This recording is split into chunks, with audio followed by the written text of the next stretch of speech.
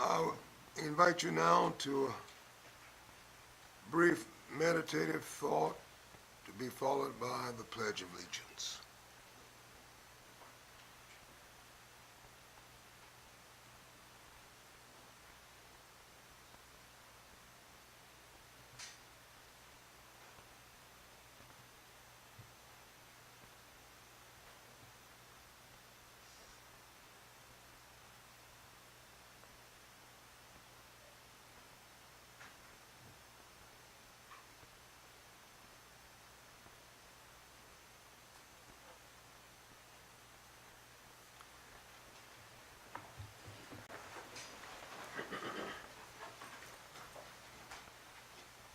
Pledge allegiance.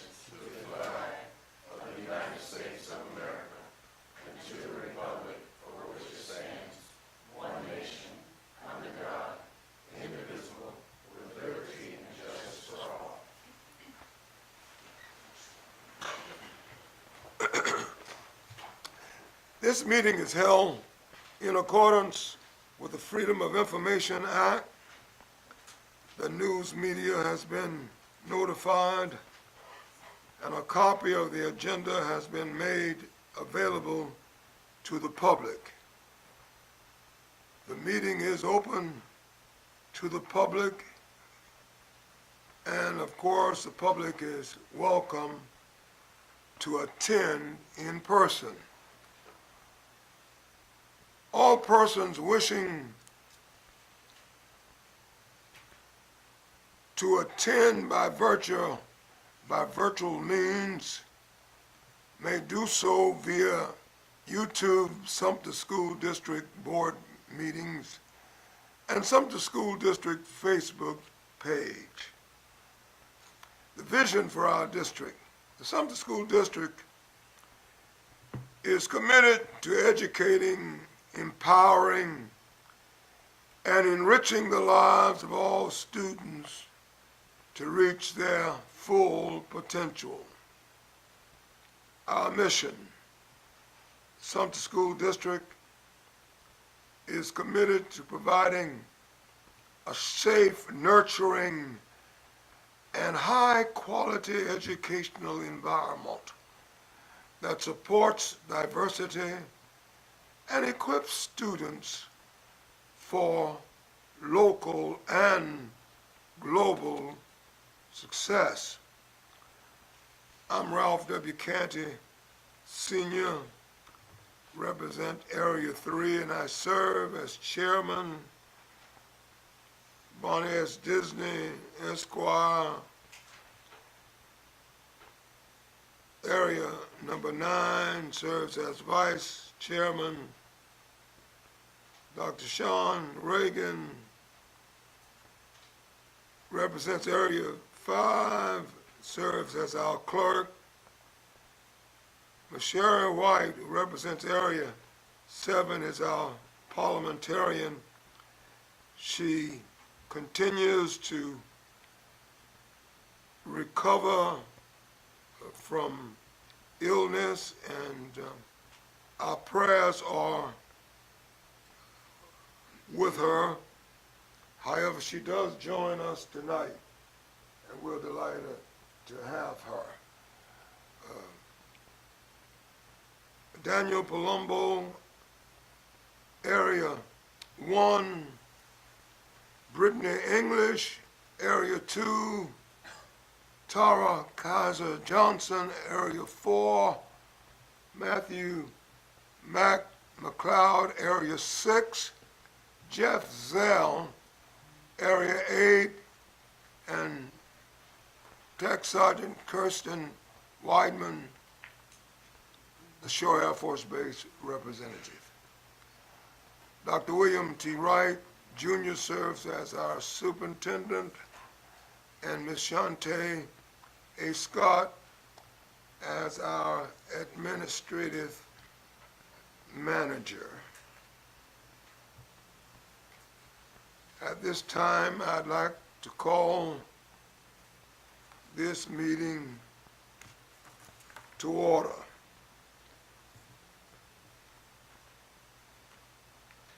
The agenda is before you,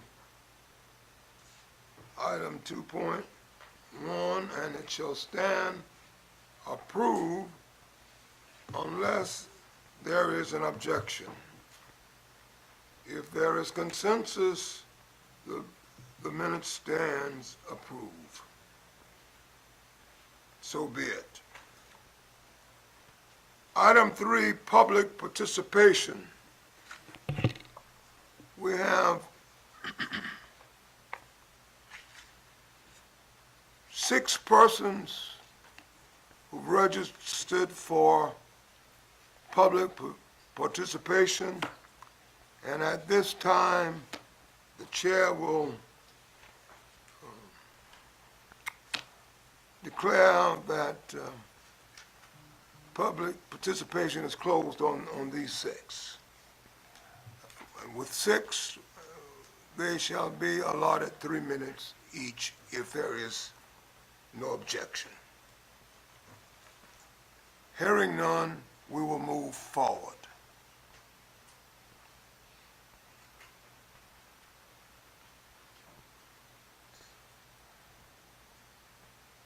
Our first presenter tonight is Ms. Tanya Eddings. Okay, please excuse me.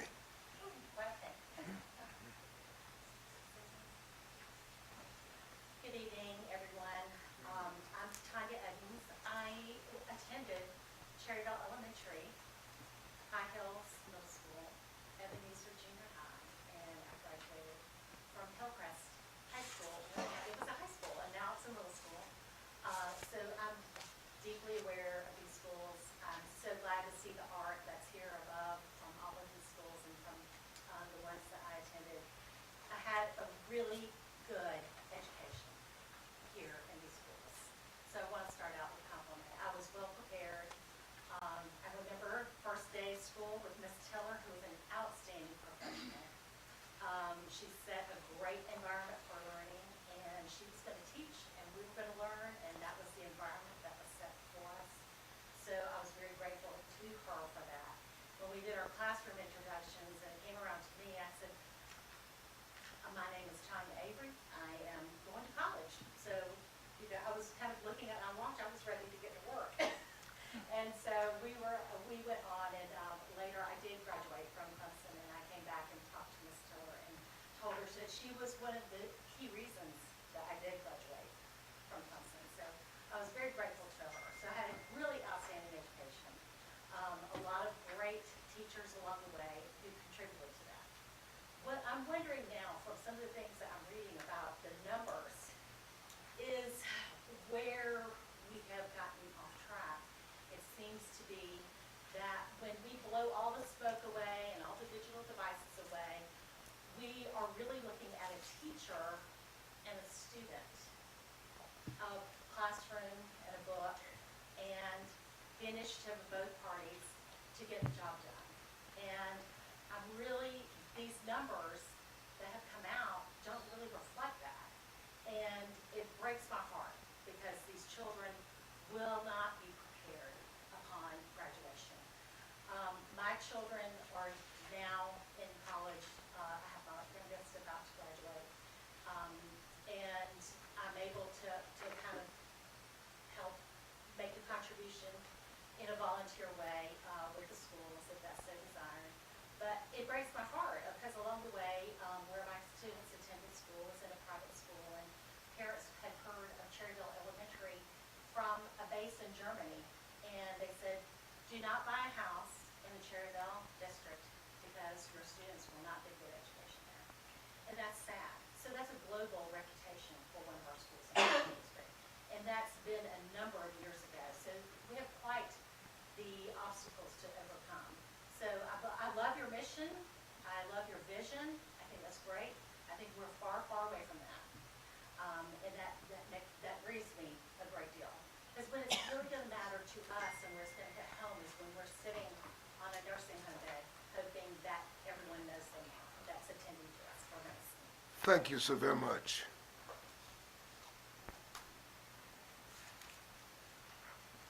Mr. Keith Schultz.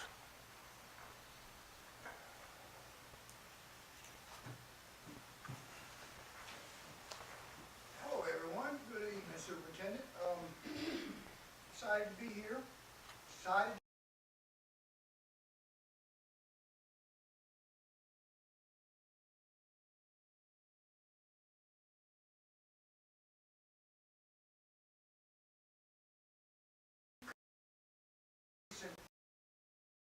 About that I'd like to just kind of throw out there. Not too long ago, I heard a public participation where some folks were invited to resign, take their name tags with them, and all of the above. So my comments are going to go along those lines. Recently, it is the fact that our facilities manager didn't have chairman didn't have a meeting for 10 months. When he was asked about it by an item reporter, it's my understanding that he received less than positive, almost on the borderline of a verbal attack. I got a question. We're using 52% of our classrooms. You've heard me beat that down. 52%. 48% are sitting empty. When are we going to make the hard decisions about aligning this district in a more efficient manner? Thank you for your time. Thank you, sir.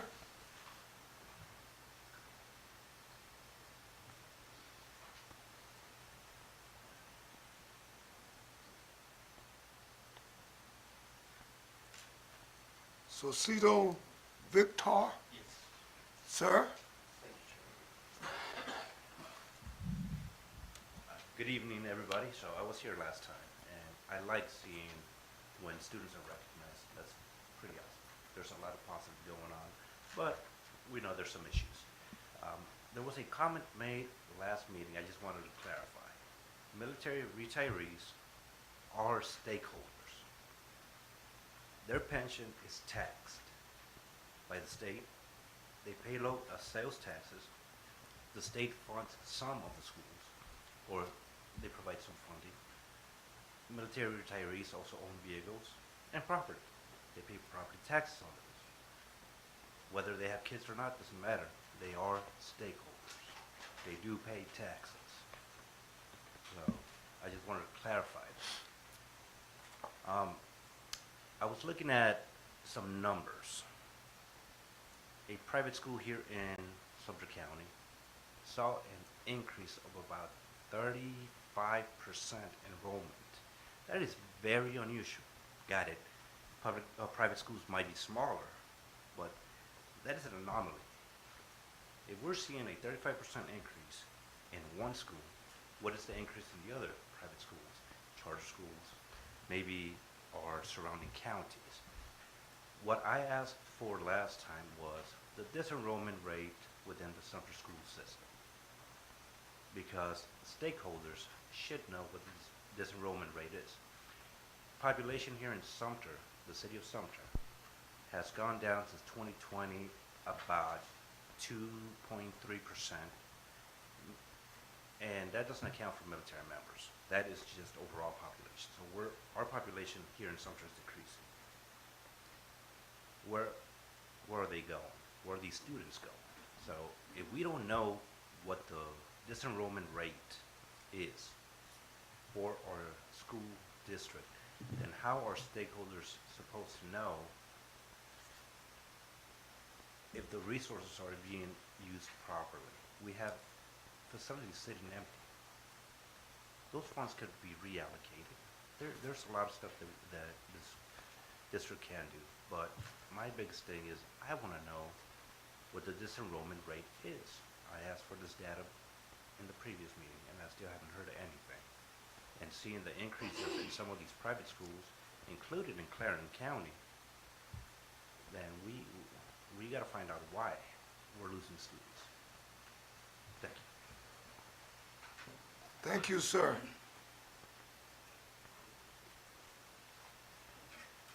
Mr. J.P. Rowley.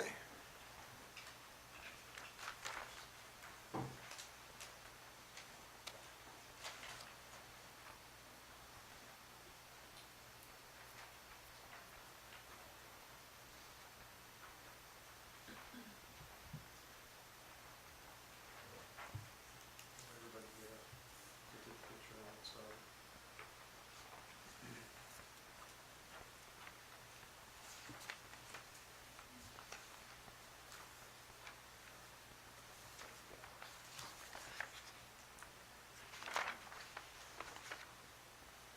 right, so what you have in front of you, real quickly before I get started into the formal part, is a snapshot from a school fight that happened in Sumter High. I don't know the exact date, I didn't pull the date timestamp off the video that was sent me. But you'll notice up front in that picture, there's a knife. In the school, in a fight, there's a knife. So you got knives in schools. Next thing up is guns in schools. Next thing up is, you have violence going on in the schools, and that's what I want to talk about. Last time I was up here, I talked about the lack of resources and planning for the SROs. We need more SROs in the high schools. We need more SROs overall. I don't get the impression from talking to the SROs that this district is prepared for violence. So almost every person on this board ran on fixing discipline. You put out a new discipline policy. I think I remember someone saying it should be more like a boot camp. Maybe somebody will remember saying that, than a vacation club. I don't know if there's an uptick in violence or if the violence is the same as it's been, but since I spoke last time, people think I'm the person to go send all the videos to and report violence. Because all of a sudden I'm getting all these text messages with videos of stuff. I got a school bus one, I got the one I just went there with a knife. That came from someone's parents whose kid videotaped that. So, 5 fights in a week is what I heard. Some are reported to be gang related. Is anybody looking into that? Gang relations? There were 3 fights at once. I don't know how an SRO handles 3 fights at once if they're in different parts of the school. It doesn't matter if the kid was arrested later. There's a fight and there's a instance where that kid is in danger. Those kids are in danger. My understanding is the response was to shut down the vending machines. That would stop the violence. And do we have metal detectors installed? How did that knife get into the school? I heard they're not there. And I've heard of reports of threats against people's families. That it went outside the schools. It's not kids fighting with kids, it's outside. I've heard reports that discipline is not being enforced, that the discipline hearing officers are giving people pass. Why is that? Why are the policies not being enforced? Are the policies not strong enough? Is the guidance from the district and to the hearing officers not strong enough? Has anything changed since the last meeting? You had a month. Anybody even talk about it? Was it discussed? Do we have to have a big event before you guys get to it? We were promised a report on discipline. I have not seen the report on discipline, not heard about it. Last point, on a social note, when you kick these kids out of school without a plan for what they're going to do or where they're going, you're leaving these kids out there to hang. What, you don't want to hear about it? I don't get to finish my thought? Excuse me. What is that?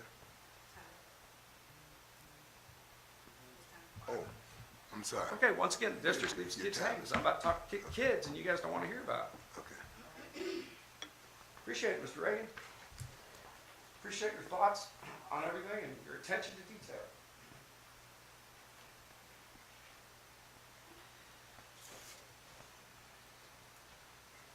You're all happy. Are you talking to me? Oh, no, I was talking in that direction. Oh, make it clear. Mr. Chairman, point of order. William Goins?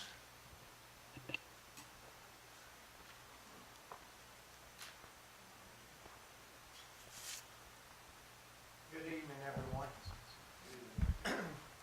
My name is William Goins. I'm Chief of the Platte River Indian Nation.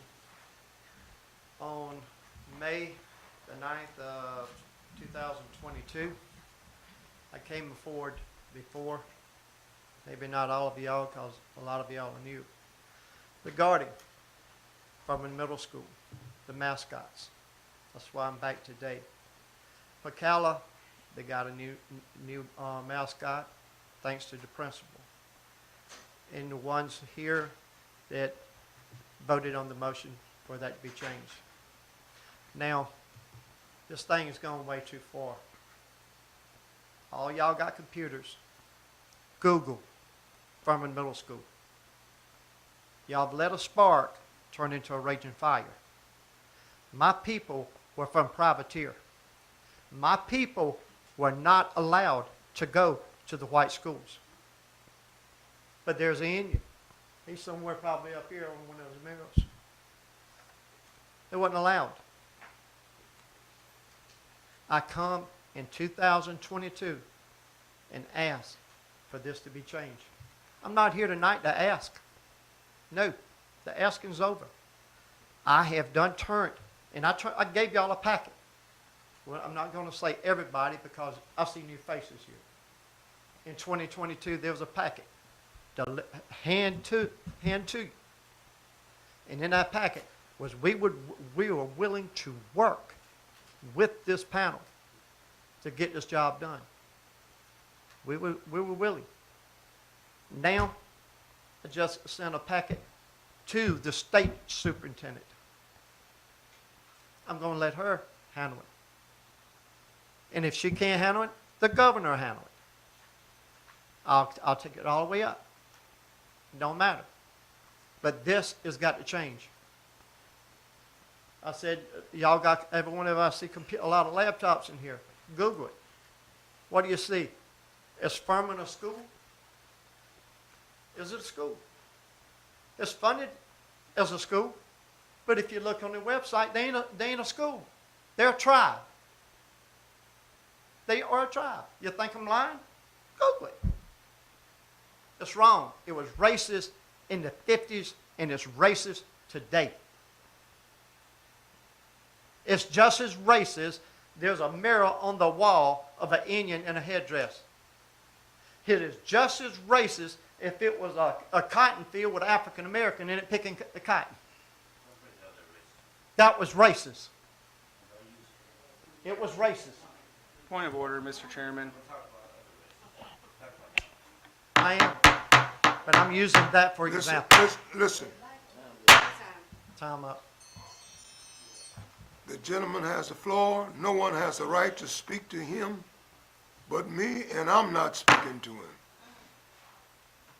He has 3 minutes, and we will hear him. Is this time up? Thank you. Thank you.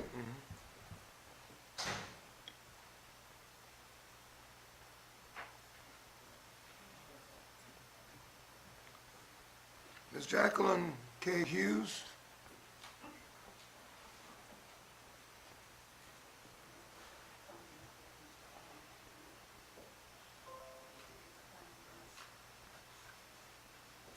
Good evening, Mr. Wright and Mr. Campbell and the rest of y'all and my fellow people out here. I am here to promote an idea that I came up with that could raise test scores, promote a more disciplined classroom, and even improve relationships among the students. This is not meant to hurt someone's feelings. However, a competitive spirit among students will improve the scores for everyone involved. This is my idea. Classes will compete with their own class level. That means that third grade classes will compete with other third grade classes. Seventh graders will compete with other seventh graders, and so on. One class at each grade level will win in a school.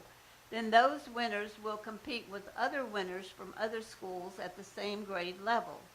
So you have a third grade class winner at each school, but only one school will be the third grade class of the year. Some items that might be included in the competition would be attendance, improving scores in academics, discipline, school spirit, and others to be determined.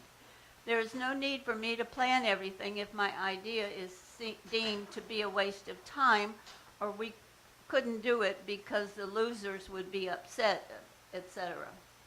The winners at each level would receive an undetermined event, maybe a pizza party for that class, maybe some outing that would be appropriate for that class level. This idea does need to be developed further if you accept this challenge. I would be willing to help develop this if it is necessary. I think a committee of teachers would do a better job since they know what they are looking for. They also will be judging the winners. It may be too late in the year to start this now, but it could be developed so it could start next school year. I have several copies of my talk if anybody wants them. Thank you. Thank you, Ms. Hughes.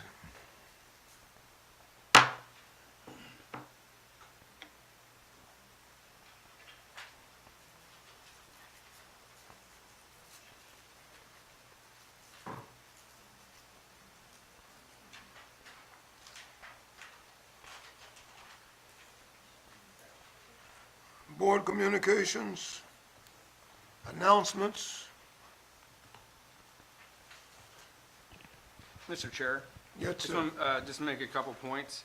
I just want to say thank you to everyone who participated in the Sumter Veterans Day Parade. We had quite a showing from our schools and entities in it, particularly the Sumter High Cheerleading Squad, the Crestwood Marching Band, and many others, and they did a phenomenal job. And so I just want to say hats off to them. I was there, and I believe there were a couple other board members who were there, and they certainly did us proud.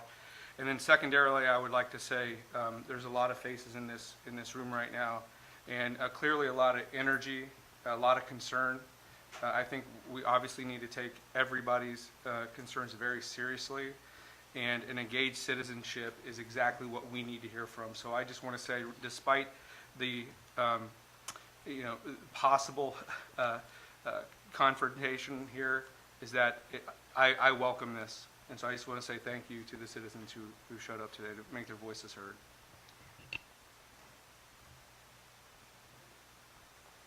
Mr. Chair, may I want to say that too. I walked around and I said, thank you all for coming. We want to hear from our community. And regarding the Veterans Day, I was able to attend Hillcrest Middle School's Veterans Day program. And I just want to say, it was phenomenal. The effort that was put into it and the speech from the speaker was just phenomenal. And I so appreciated being invited. All right. Anyone else? Mr. Chair. Yes. Also, Mr. Zell and I went out to South Sumter, and the district put on to get out to the community in regards to discipline and code of conduct. The biggest thing that I asked, especially the community, to spread the word. There was a lot of Facebook and getting pushed around out there, but we definitely need the parents to come out to these events. It was a decent showing, but we could have filled that whole room up, and we didn't. The mayor came and attended, and it was a great briefing. Hopefully we'll get that, the district will send that around to the PTAs and all that. But my biggest thing from us to the community, especially parents, is they need to, when the district puts on these events, they really need to come out. It was to spread the word, especially if it's talking about code of conduct and discipline. We jumping on that, and the district is trying to come out to get out to the communities. I think they're going to do it a couple more times. But please spread the word out there. If you have parents, and with parents, so they can attend those meetings. Okay. Reports and or recommendations. Mr. Chair, I don't have a report. We do have a transportation committee meeting tomorrow at 5 right here. I expect to see a very comprehensive and detailed presentation by the executives, and should have a lot of good information to share with the community about our state of affairs in transportation. So please look forward to that. I'll have a far better update for you next meeting. Great. Okay. Mr. Chair, the Curriculum Instruction Assessment Committee met November the 1st, and Mr. Superintendent, I believe we had an outstanding meeting. There were 3 schools, we called it the School Report Card Showcase, and the 3 schools principals who reported was Alice Drive Elementary, Alice Drive Middle, and Hillcrest Middle. And everything that they said and presented to the committee, it took about 2 hours, but to me, it felt like it was 10 minutes because it was totally interesting and kept us on the edge of our seat. They talked about what it takes to become successful on the scores, with the scores, the state testing, and the recommendations that they made. I believe that every school board member should listen to what they said, and I hope you have.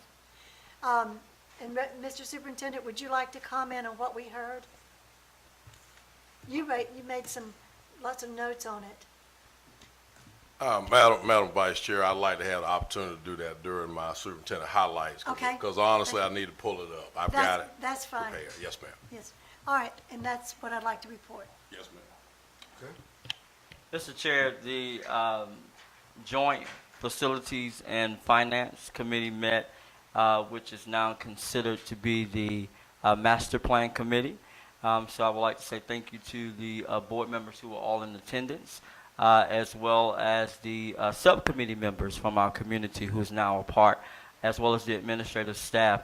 In that particular committee, we had the opportunity to hear from some of the experts in the area of bond referendums and what those steps will look like in terms of this district in the future years, as well as a glimpse of our previous 2018-2019 facilities study that was done. This committee altogether collectively seems excited about the work that is to come in terms of progressing this district to be one of the premier districts in terms of its facilities. And so at this time, what we are deciding to do is plan our next meeting for November the 29th. And there is no thorough report. There are some things that we as a committee will need to go back and look at in terms of the structure of this particular committee, but that information could be shared with you and this board at a later time. At this time, there's no further report for that committee. Okay. Okay. Okay. All right.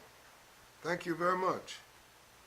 If there's nothing further, we'll move to item 5, which is the superintendent's report. Thank you, Mr. Chair, members of the Board of Trustees. I will begin tonight at the request of Madam Vice Chair by going over some notes that I took during our presentation. We had 3 of our schools, our 1 excellent rated school and 2 good rated schools present on that night, and they gave us some really good information. So I took a few notes, and I'll be glad to share those at this time.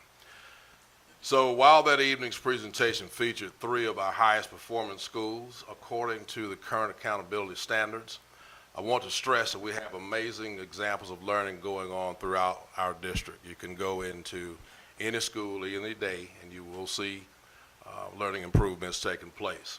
While we know we have a massive hill to climb to ensure all students get what they need to be successful, however, academic progress is being made, and the foundation has been laid, and now we plan to build upon it. Although I am not satisfied or complacent with where we are, I am proud of the progress that has begun and look forward to continuing to grow in every classroom every day. If you notice tonight, or that night, we didn't hear a whole lot about bells and whistles. There weren't any magic bullets. Competition was mentioned, as a young lady mentioned earlier, but we heard that people still matter. We heard that the right people in the right places facilitating learning still works. We learned tonight that creating and maintaining a learning culture and community is important. We also learned that instruction is supposed to be designed to be rigorous, yet meet children where they are. We also learned that lessons must be designed to be what I've always referred to as the 3 E's. They must be engaging, they must be full of experiences for children, and they must be full of exploration. We also learned that education must be rotational in nature to accommodate varying learning styles. We learned that a quality teacher in every classroom is a necessity for improving student achievement. However, ladies and gentlemen, the cupboard is as barren as it's ever been. We must put the appeal back in our profession to attract the best and the brightest to come and stay. Reading and writing across the curriculum is also critical to student success. We heard that night. Because if students can't read, it is much more difficult for them to succeed. We also learned that optimal student learning requires an all-in for learning approach, which requires the formation and cultivation of effective partnerships with folks who can and want to help us get better. We learned that principals must ensure that teachers have student-centered classrooms. And lastly, for this list, we also heard that leaders celebrated success of students and teachers' accomplishments. If we're serious about making education better, we have to celebrate successes every chance we get them. And lastly, I'm throwing this one in for free, Madam Vice Chair and Mr. Chair, members of the Board of Trustees.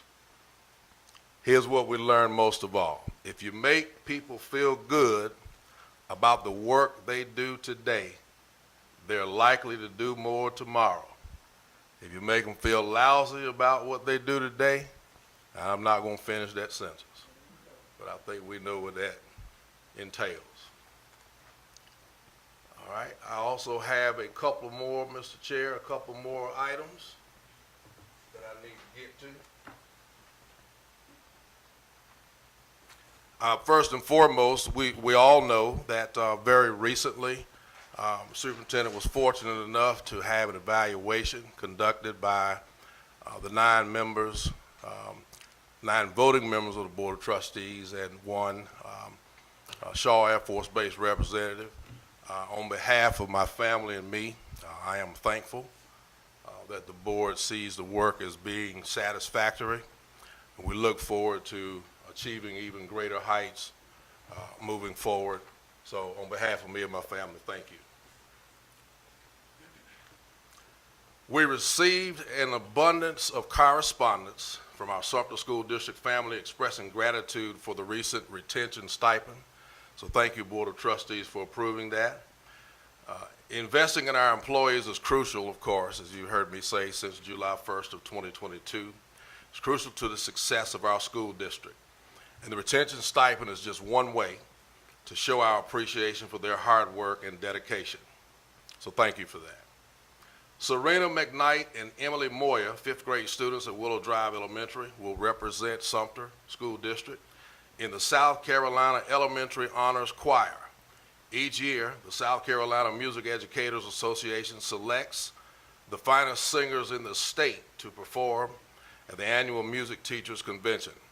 Selected students study rigorous music and additional rehearsals at the school level, and then practice in Columbia with the full choir, which consists of about 230 students from all over the state of South Carolina. So congratulations are in order to another group of our Sumter School District shining stars.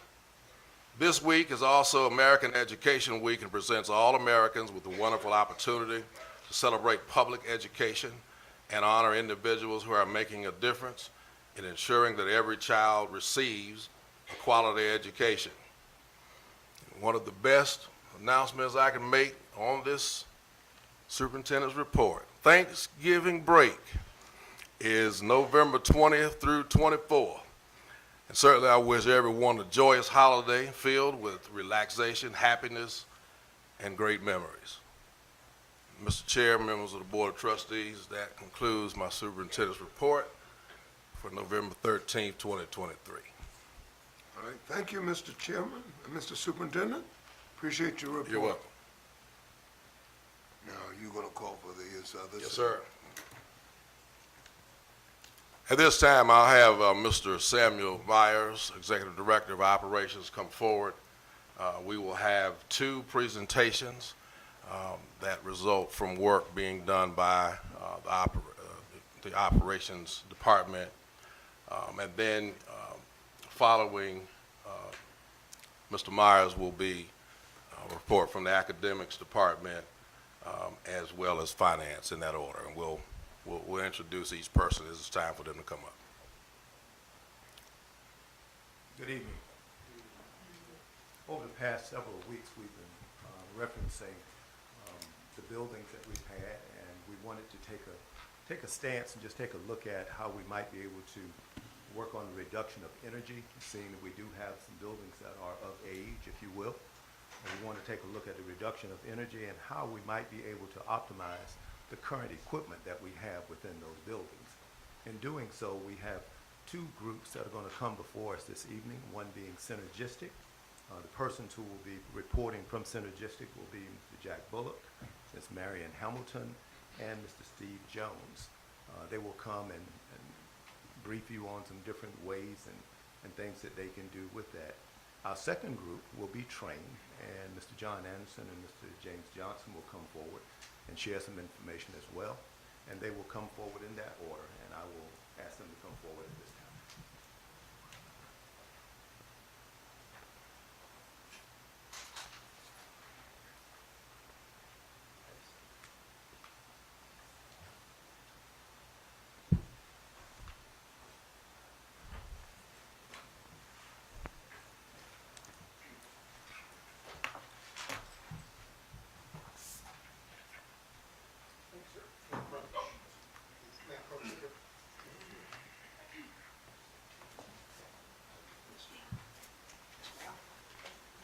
Sir?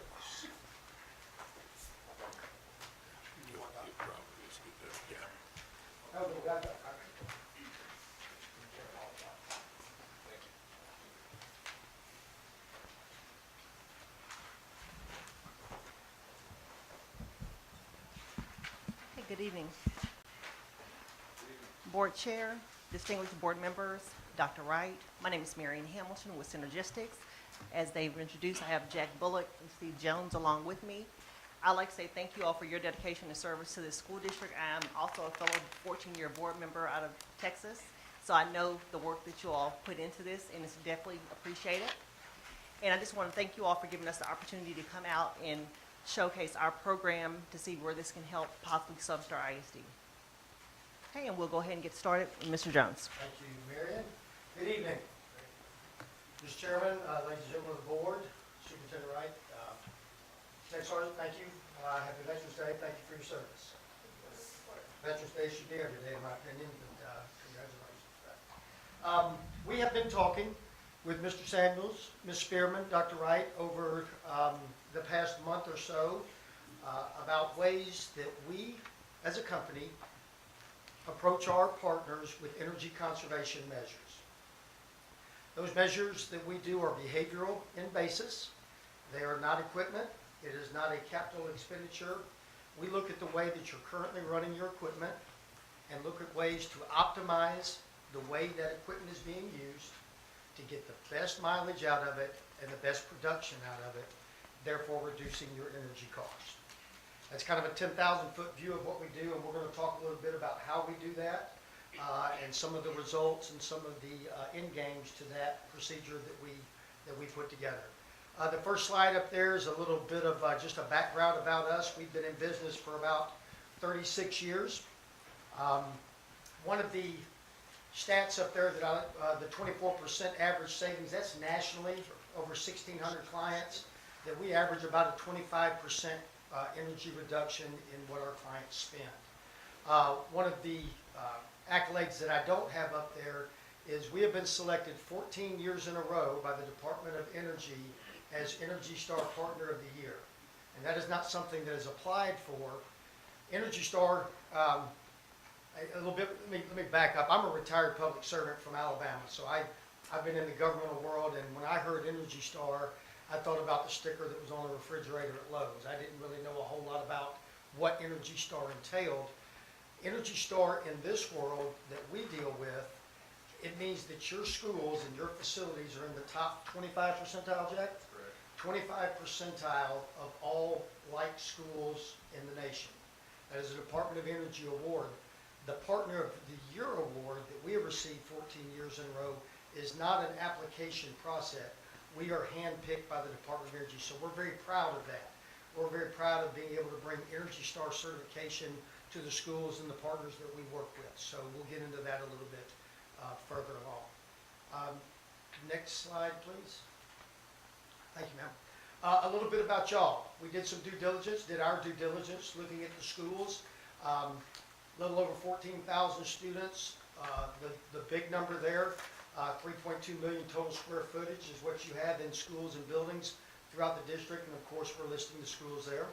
Next slide, please. So this is a little bit of a look at what your utility cost is today. If we look at 22-23, we had about a $3.9 million, almost $4 million annual spend on energy. The next column is 23-24. We can see that there's a 37% increase in what your cost per square foot is in those 2 years. That's the number that we want to focus with on the right. We do realize that volatility and unsureness of future rate increases are imminent. We know that fuel and natural gas prices are a commodity that is very hard to predict these days, but we have seen through the numbers that we were given from your district that this is where we're at right here. That's about $450,000 a month you pay, which breaks down to almost $15,000 a day. So we looked at those numbers. We got with your staff, and we felt like that there was an opportunity for us to be able to put money that is already going to your utility company today, money that you're already spending, putting some of that back into the classroom where it belongs through our program. Next slide, please. I'm going to let Jack is a professional engineer. Jack has multiple patents on our software. We'll let Jack kind of drive here, so just bullet. Thank you. So what makes us different is the four things that we really bring to bear. And the first one is people. We put staff on site that we fund out of our portion of the savings. So we'll apply people. That's a dedicated energy manager, and that's also professional engineers, that's technicians, that's trained boiler techs. All those folks come as part of the program. So we bring on-site people that actually get the work done. You can go to the internet and download 10,000 ways to lose weight. And a lot of times, if you don't have somebody coaching you and pushing you to lose weight, you don't lose weight. So we bring people that actually coach, and they work with your schools and really move the process forward.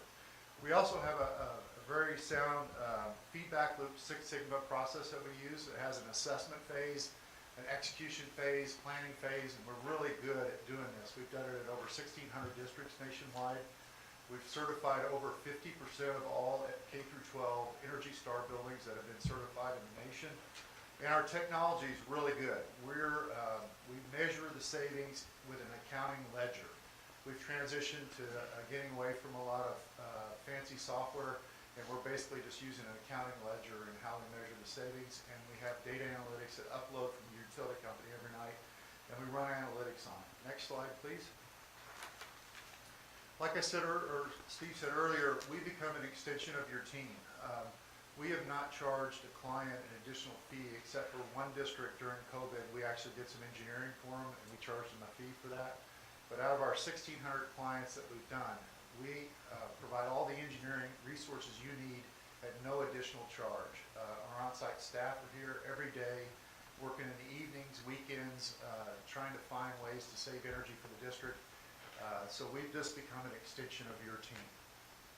One thing I'd like to add about the on-site energy specialist, we hire that person. They're on our payroll. They're not on your payroll, not on your insurance. And we do that.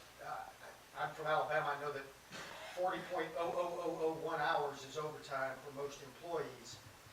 These people that we hire are going to be auditing your facilities on weekends, 2 in the morning, shutdowns, holidays, to make sure that the equipment is doing what it's supposed to be doing. And by them being our employee, we have the control of how often and what they are doing. We hire locally. We love to find somebody from this area. Because we are behavioral change, I wish I'd have learned this with my kids a long time ago, it's education over dictation, we find is a much better philosophy here. Educating the people of what we're doing and why we're doing it makes the program go a lot smoother, and that energy specialist that's local from this area goes a long way with that. Next slide, please. There's 4 software packages. I'll go real quick. GreenX is our analytics engine. What it does is upload data from the internet, from the utility company every night, run analytics on it, tell us what to do. It gives us ideas on where we can save energy, and that on-site energy specialist takes that and acts on it. Simulate is how we simulate buildings. We create simulated models of every building you have over 20,000 square feet. We use those models to optimize the buildings, to understand the hourly profiles, how it's consuming energy. Synergistic measure is our ledger. We've had one of the big 6 accounting firms certify our ledger, and we measure our savings with a ledger now. It's called Synergistic Measure.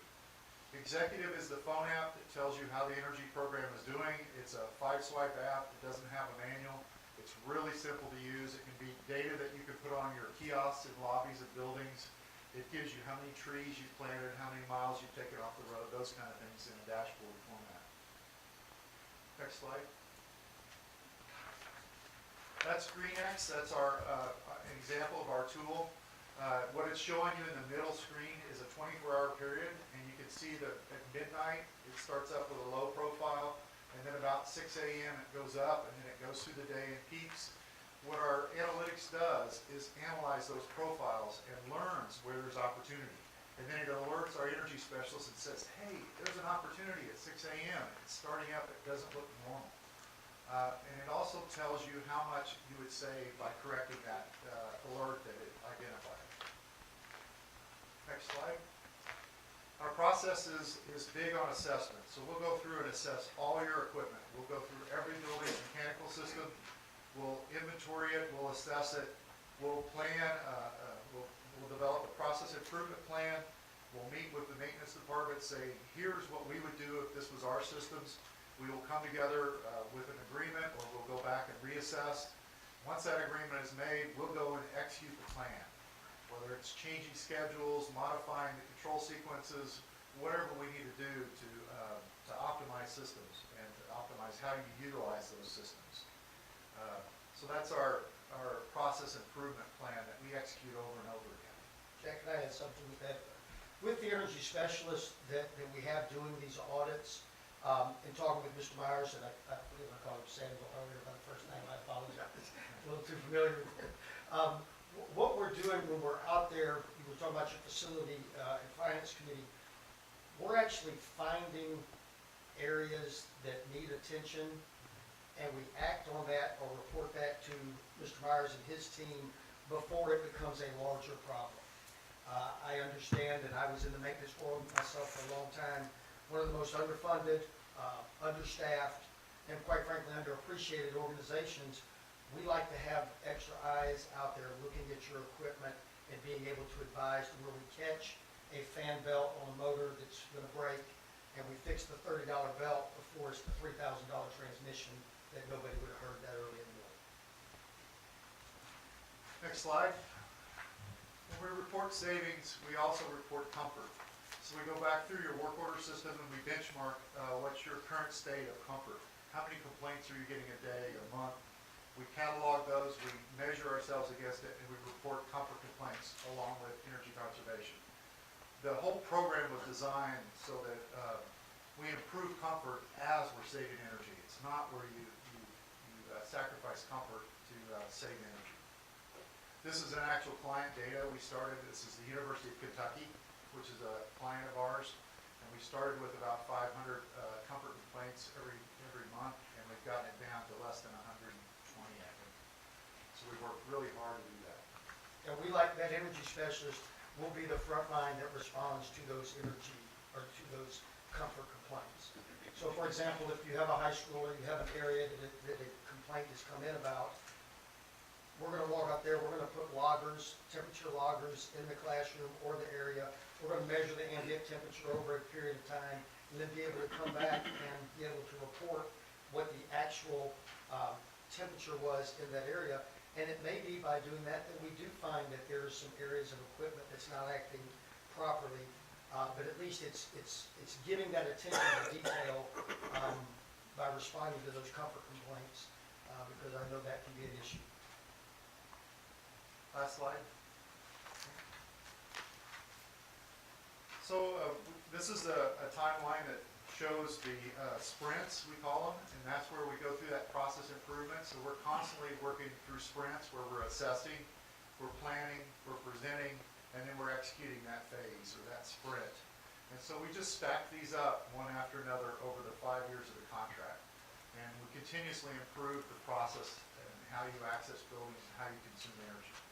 But it starts with a big assessment phase in the front, and then we go into the continuous improvement process plans execution over and over again.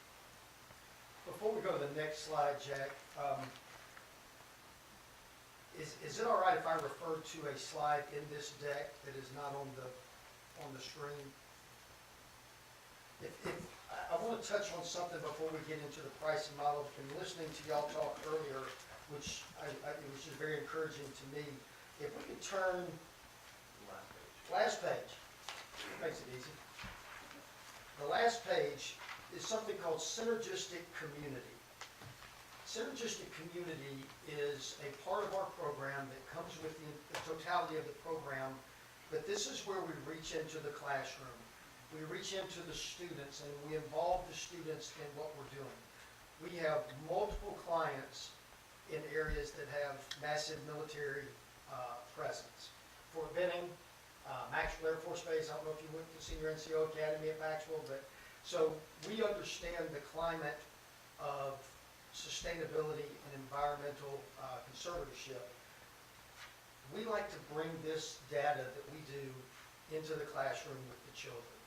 We wanted to, you were talking about your long-range plan earlier, your master plan. We'd love to help you, if you don't have one right now, build a sustainability plan for the district. Have that be a student faculty involved advisory committee, where we have districts where the students are actually giving the environmental reports to the board because they are part of a student faculty advisory committee. So this is something that I think is great.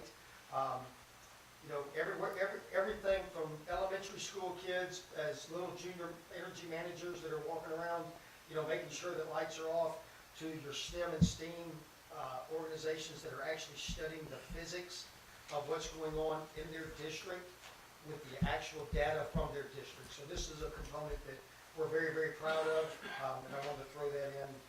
Thank you, Jack, for letting me jump in on that. You got the next one. Okay, financing. Hey, before I go to the numbers, Dr. Wright, you want me to open for questions now? Or Mr. Chairman, would you like me to open for questions now, or would you like me to continue on?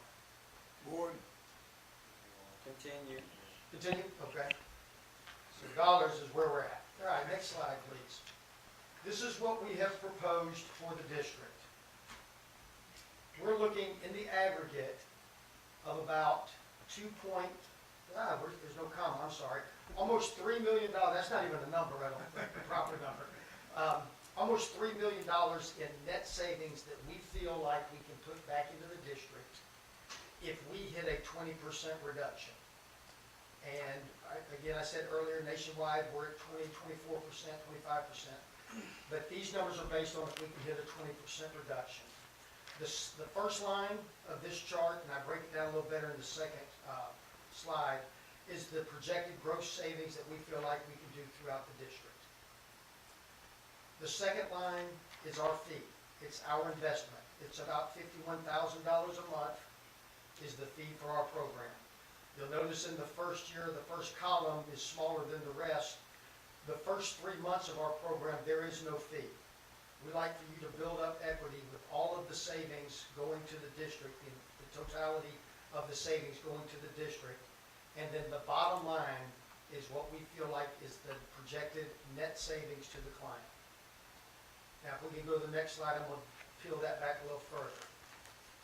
So we talked about the second line there, the gross savings. We think that in the gross savings, we can save $5.8 million. The net savings, we feel like is net to $3 million. That is the return on investment that the district has with our program. Our fees, that third line, that's $51,000 a month, we guarantee, contractually guarantee, that if we do not cover the fees of this program, we will make you whole financially. That is guaranteed. So if we look down at the bottom, that number, that 5.8 million in gross savings, that money is already going to your utility providers. There is no line item in the budget that you have to put in for this. It is strictly comes out of your current utility budget, because if we don't cover the fees, then we're going to reimburse you for the difference. Everything above the fees that we charge goes directly back into the school's general fund, or whatever you prefer to do with that. So that's the financial model there. I want to be real clear about our guarantee. You're going to pay us a monthly fee for all the services we provide. We are going to give you that fee back in savings, and then we are going to go a step further with your actual financial return on investment with the net savings above and beyond that. Did I miss anything, Marion? Jack? Yes. So if anybody has any questions, please feel free, and thank you for your time. Okay? Mr. Chair, Questions? I just have a few questions, if that's all right. Yes, I'm not sir. going to rapid fire them because I know we all probably have a bunch of questions. Sure. That's just for respect to everybody's time. Well, first, thank you. That was a great presentation. I think very compelling to what we're trying to do on the board, save money and put resources where it needs to go and not be wasteful. And so my first question is, the cost per square foot, it was a 37%. Is that on average with other school districts? Are we high or low? What does that look like? In the South, our clients are in the $1.18, $1.20 a square foot. Okay. Florida's a little different. Duke Energy is one of your providers here, as well as you have a co-op. Duke is we see that the rates are going up with Duke, FP&L, Sure. those kind of areas. But very frankly, yes, $1.60 something is a high number. Okay, all right. Thank you for that. This is more for operations, I guess. I'll ask it here though, because I think it's germane. Does the Sumter School District use a process or program like this currently, or would this be sort of a groundbreaking effort for us? We do not. Okay, thank you, Mr. Superintendent, appreciate that. All right, so the one thing I got two more things. The feedback from users, I think, is really good, because I know I was in the Air Force 20 years, and I know oftentimes, to save money, we were just told to kind of suck it up, right? Keep the heat on a little, or keep it lower for a little longer, and the AC off for a little longer, kind of thing. And so, what sort of feedback do you get? Is it an online sort of, folks go in there? Do they report to operations director? How do they actually do this? So whatever mechanism you have in place today for comfort complaints, work orders, we'd like to meld into that with you so that we know when the complaints are coming in. Okay. But by us having somebody that's in your district every day, and I'll be very candid with you, some of the best energy managers that we have are retired coaches, retired teachers, retired military. We're not looking for a mechanic. We're looking for somebody that can teach the message about what we do. But they're going to be the focal point for those complaints. Okay, so same process, what we currently use. Do you all ever look at a process and say, hey, you could probably do better, make suggestions, that sort of thing? Yeah, absolutely. That's part of our improvement process. We're going to examine how you train your staff, what their skill levels are, Okay. what trade, how you work orders, how do they come into the system, how do you process it, Sure. all that. All right. And the last, I think my quick math was right. It looked like, from my quick math, The first year, we're looking at a $1.3 million savings minus the $400,000 fee, which puts us, $900,000 back in the district. Does that sound about right? Because if that's those numbers, I think there's a great opportunity for, So, a great opportunity. let me make very clear on that. The gross savings in the first year we've calculated conservatively is $900,000.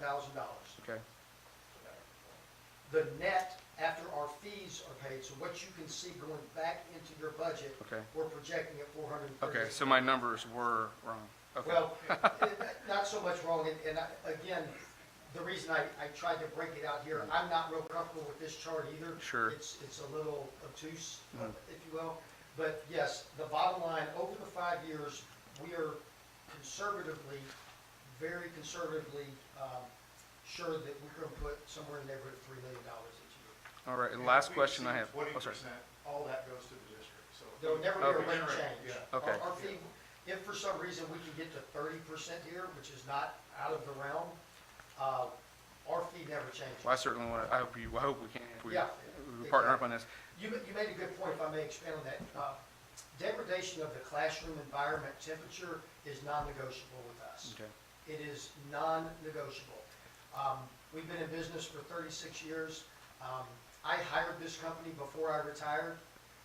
We tried to do this ourselves, and it was just, we were looking for federal grant funding, and being able to say that you have a progressive, in-place sustainability program went a long way with grant funding. sure. But just going in and turning off the lights and turning off the heat and turning off the air, you're asking for trouble. Sure.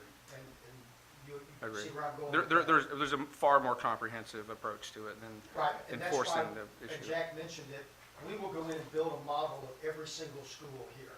Because we know that the school that was built in the last 18 to 20 years can't recover, 25 years? 30 Much, years? double it. Let me put it this way, we know that your newest school can't recover the same way your oldest school can. Sure. So having a blanket approach to energy conservation in a district, it has to be individual. Understood. Has to be. Roger that. And so my very, very last question, are there any adjacent districts to us right now that y'all, can you tell us, as that proprietary, can you tell us, are you working with anyone currently within Sumter or The only South district Carolina? we're working with in South Carolina is Lawrence 55. Roger that. Yeah, we sent there should be a reference list of Okay. references that we have. Great. One thing about our company, we are as picky about who we do business with as you are. We don't call on everybody. We don't advertise. We don't go to trade shows. Dr. Wright and this district, we did our research and felt that this was an opportunity to, the culture here and the need here would be successful. So you're not going to see us at every superintendent's conference with a booth, because this is not for everybody.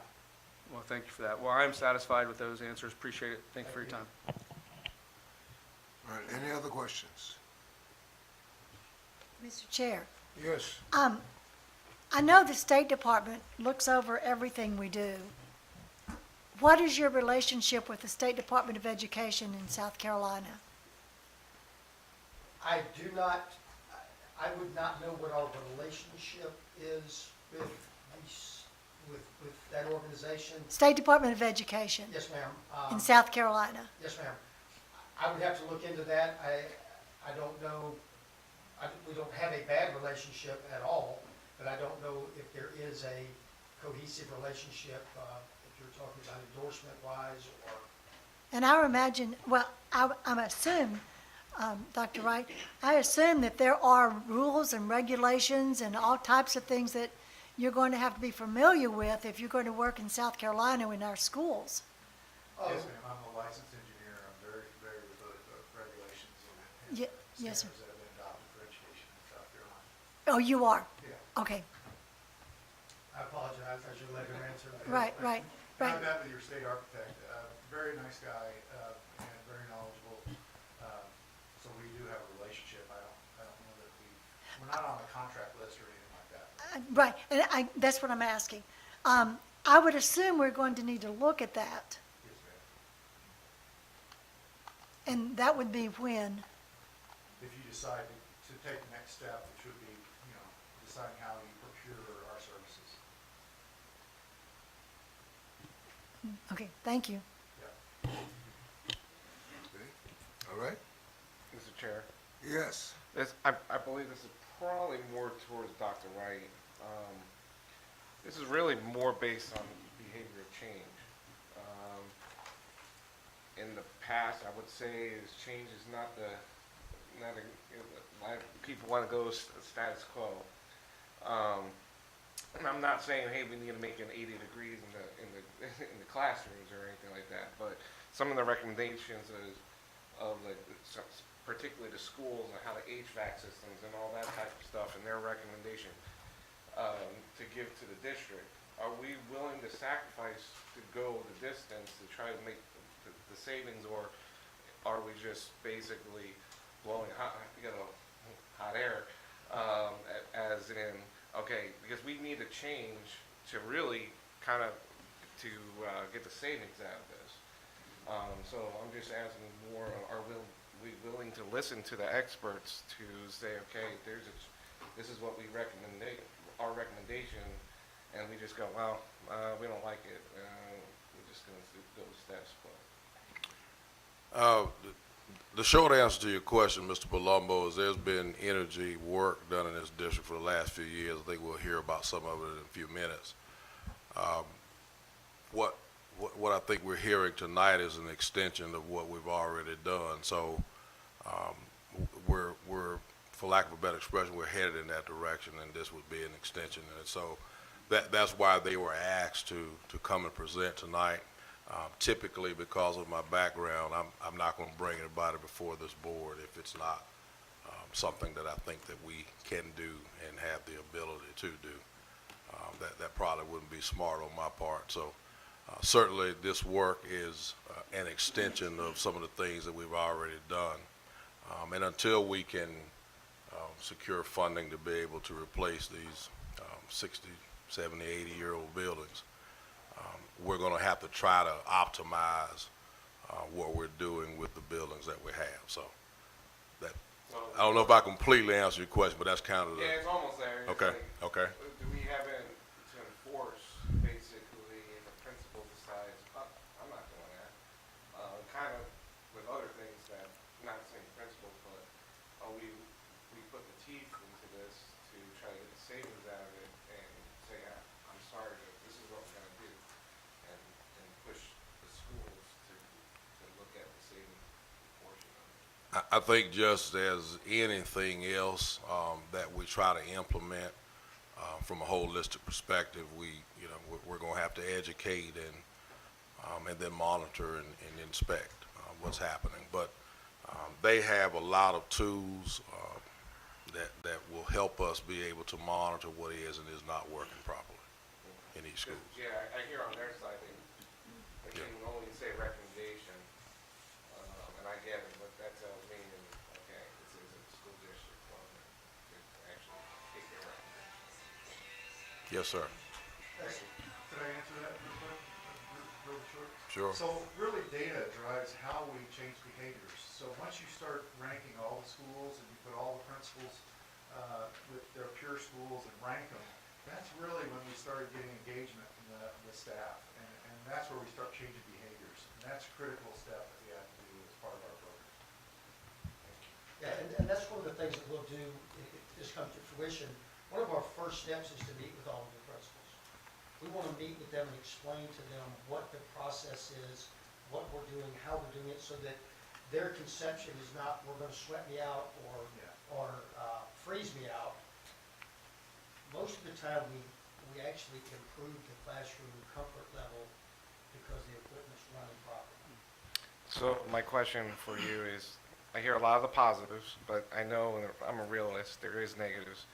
Can you give me a story of a situation that you did have a problem with the school and what happened? Yeah, sure, change is different. We have had very, very, very few districts that will have a massive board overturn or massive superintendentship turned over. And the new superintendent or new board comes in, and to be quite frank with you, they want absolutely nothing to do with the prior administration, and they would buck the system on anything that somebody else brought in.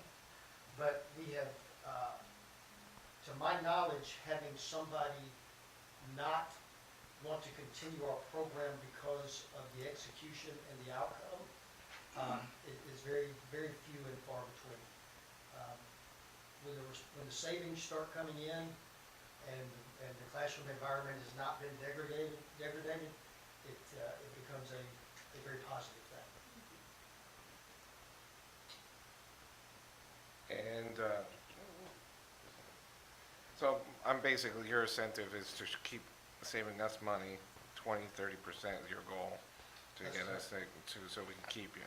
So what, after about 5 years, its fees change, possibly change after 5 years? What happens after 5 years? Yeah, usually it significantly goes down because we have a big database build we have to do in the beginning. We have to hire the energy specialists. We put a lot of energy into training them.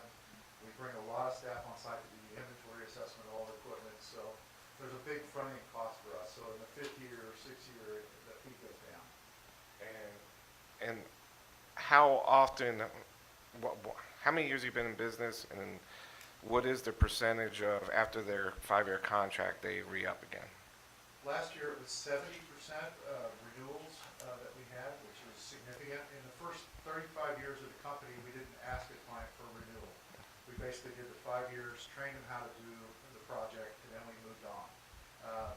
Since COVID, right before COVID, we decided we'd do a renewal, and last year we were 70% renewals. This year, I think we're going to get 50% renewals over our client base that renewed this year. So what was the biggest reason why they didn't renew? Mainly it was turnover or other priorities. Yeah. We've had multiple districts that would not renew, and then within 2 years, we're back in there with the program again. They stopped going to the gym and tried to do it themselves. And with something this large, with 3 million square feet and a very limited staff, you can really do more damage than you can good by just going in and turning stuff off. It has to be monitored. It has to be inspected and monitored. Again, actually, every building is different, or you're going to have a lot worse problems in the planning system. Thank you. Mr. Chair, I just have one last question. So how long, if we were to engage further, accept some sort of partnership with you, how long would it take till you all are full implementation? I'm going to ask you that sort of very short and let Jack get on the back end of that. So what we'll do is we have an implementation team. So we will bring a group of people in here day one. And that's what they do is they go, while we're looking for that exact correct energy specialist, which you have to sign off on or we will not hire. I mean, it has to be a collaborative effort. The district has to be in agreement.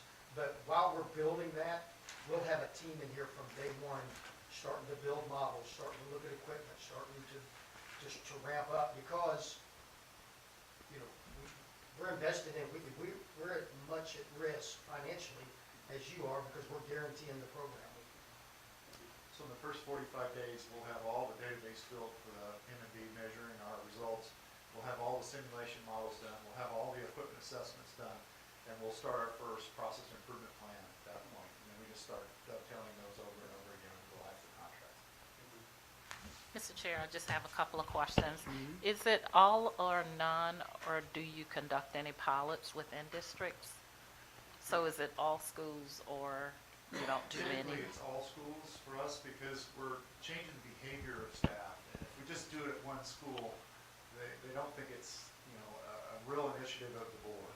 We need to have everybody in it. We need to measure everybody against each other. We need to rank the schools. We need to have the energy specialists at every site changing behavior. So it really works if it's an initiative that starts at all schools. Okay. And I definitely know it would be more than one, but I just want to clarify that. Also, I would imagine in the district, we've already maximized everything we could with our local energy companies, Black River, Duke Energy to ensure that we're maximizing as much as we can currently, and there's nothing else that we can do with these local energy companies to help us in this endeavor. There's always stuff you could do with the energy companies. They're gonna come out with more incentives for rebates and things like that. What we become is your partner that helps you maximize those rebates. We're not vested in upgrading lights. We don't provide equipment. So we're an honest broker that's just gonna help you get the maximum benefit from all those rebates. Thank you.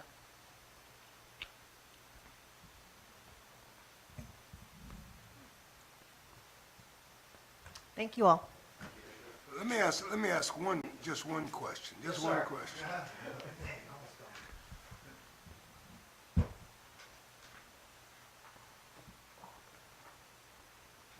How significant is replacement of equipment to the success of your plan?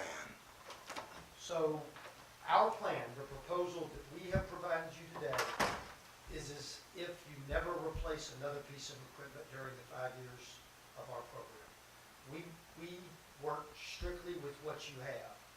We'll develop a baseline of what your energy spend is. And if you do upgrades, if you do lighting upgrades, or if you do HVAC upgrades, then we're going to recalculate the baseline so that we don't get any credit for the savings that you got from a capital expenditure. So yes, you will be able to save, reduce energy just by the mere fact that equipment is newer, but it is not a requirement of our program, and it is not something that we will come back and say, we didn't hit our number because we came to you and said you needed to replace the HVAC system at your high school. We'll never do that. It is strictly based on what you have. Okay. Can I answer that right, Jack? Yes. Well, that's significant, okay. Now, Yes, sir. we will be a neutral third-party advisor if you're looking for upgrades.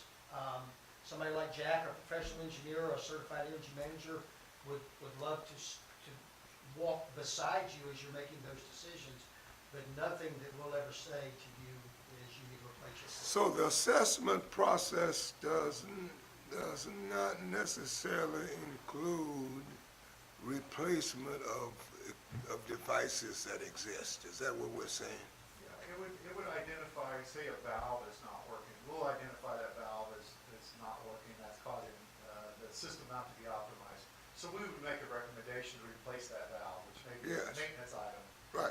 But no, we would not recommend replacing the whole system. Okay. We would come in and recommission it and try to make it work with what you have. Okay. All right. Thank you, madam and gentlemen. Thank you. very Thank you. much. Thank you for the time.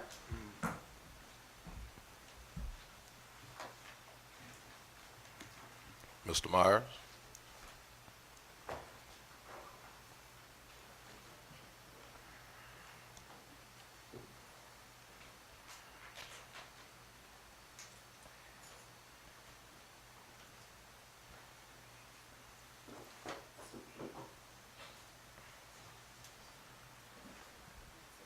Good evening. Thank you for allowing us to be a part of your board meeting this evening. Dr. Wright, board chair and board members, I'm John Anderson. I am the train representative that's been working with the district for the last three and a half years on an energy project. We've been asked to come here and just give you a real high-level brief overview of what we've been doing in the district. At the same time, I have with me is James Johnson, who goes by JJ, and he is the project manager that's been running all over the district as we've been able to implement different energy conservation measures for the district. Shantae, are you ready? So I have a brief presentation, as I mentioned before. I would like to take a few moments on these first few slides and simply just introduce the new board members, if you're not familiar with Train, who Train is and what we're really about. Next slide, please. So if you don't know anything about Train, we are a large HVAC manufacturer. We make chiller and HVAC equipment. We're a global company, and while that's all fine and dandy, I'd like to bring this closer to home, in that we almost have 2,000 employees that work right here in the state of South Carolina. And Trane is one of 10 energy services companies that has been certified by NASCO, which is the National Association of Energy Service Companies. And we've got over 1.5 billion of guaranteed energy savings just in the last 5 years, even though we've been doing guaranteed projects for about 15, 17 years. We have about a 99% hit rate, and JJ and myself come out of the Southern Atlantic region, which is basically the Carolinas and Virginia, part of Tennessee, and a little bit of West Virginia as well. So I've got a tremendous amount of expertise just in our region here as well. Next slide, please. These are just some of the projects we've done. There's a history of some of the projects on a national basis, and some in our region as well. As we've said before, there's 31 just K through 12 projects, but we also work with city and local governments, federal governments, as well as higher education customers as well. Next slide, please. And more important, as I mentioned before, we're local. We have the state of South Carolina. All those little flags up there are full-size branch offices that we have estimators, engineers, both energy and mechanical engineers, service techs. Our service techs live throughout the state. They don't go in the office very much, but they're associated and tied to one of our local branches. But we're in Columbia, Florence, Charleston, as well as Greenville. And of course, we have Charlotte. Even though it's across the border there, it does cover part of the northern part of the state there. And our corporate headquarters is right there in Davidson, North Carolina. So a lot of resources is what that means to you.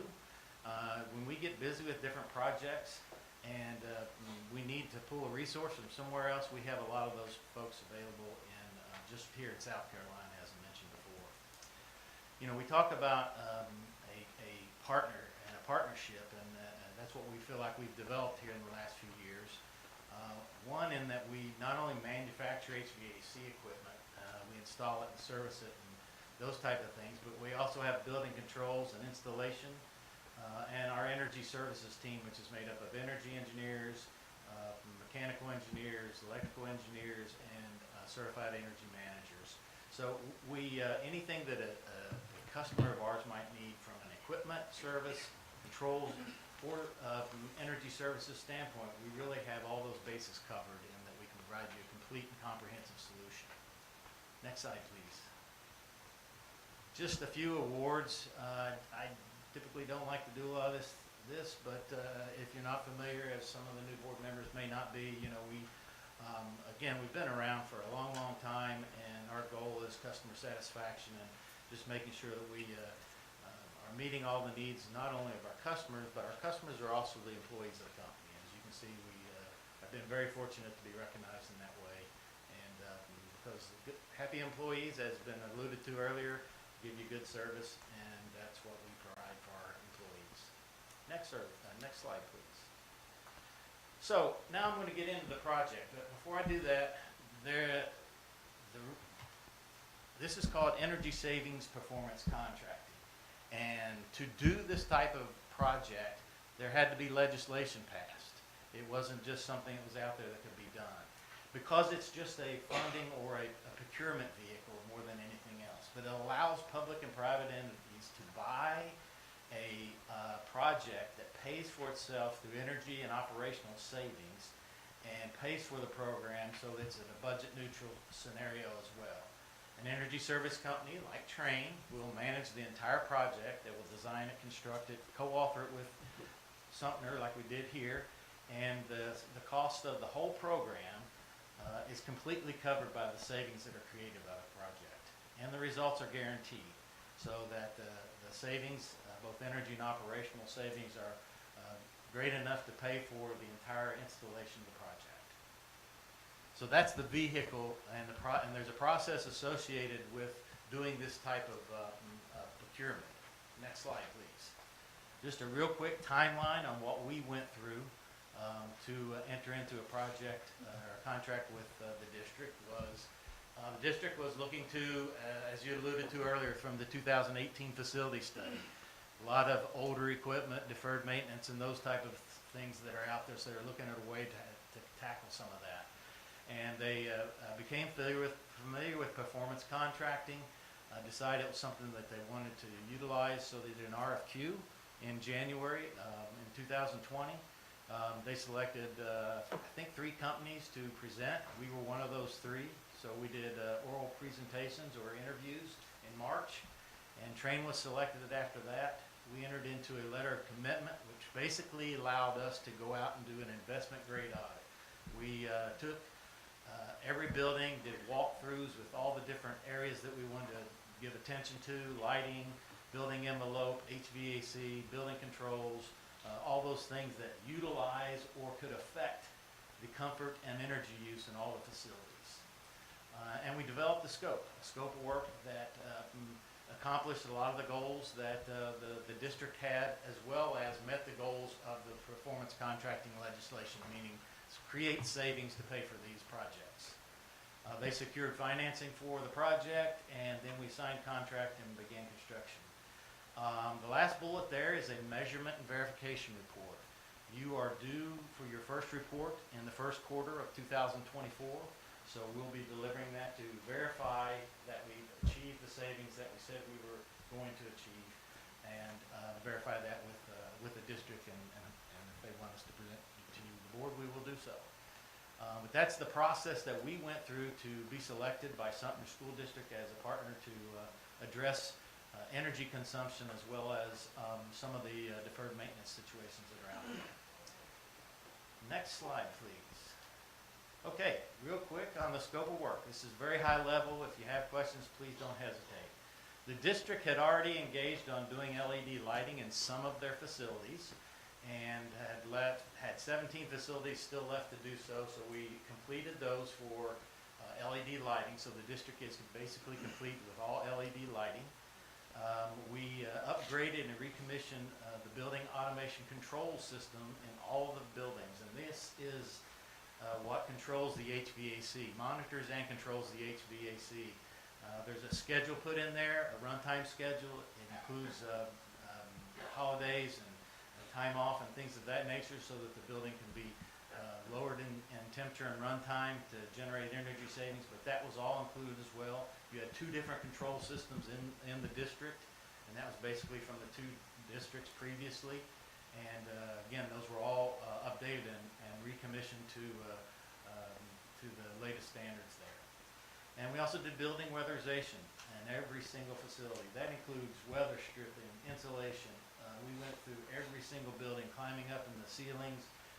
Our partner was really amazing and fantastic in the areas and things that they look at there. It's a way to, when you air condition a building, if you have a lot of cracks over time, the building has settled and things of that nature, just escapes. So that air conditioning is just escaping. This way, it's basically resealing the building as it was before, as it was being built, and to keep that air conditioning in the building and not outside. Another area that is hit and miss, it a lot of times depends on your utility company, but we replaced the electric transformers with high efficiency transformers in 18 of the schools. I think there was approximately 144 transformers that were replaced, that again are bringing efficiency to each one of those buildings, as well as generating less heat and just the latest technology in the transformer situation. Those items right there generated most of the energy savings. Again, we had to generate energy savings to cover the cost of the program.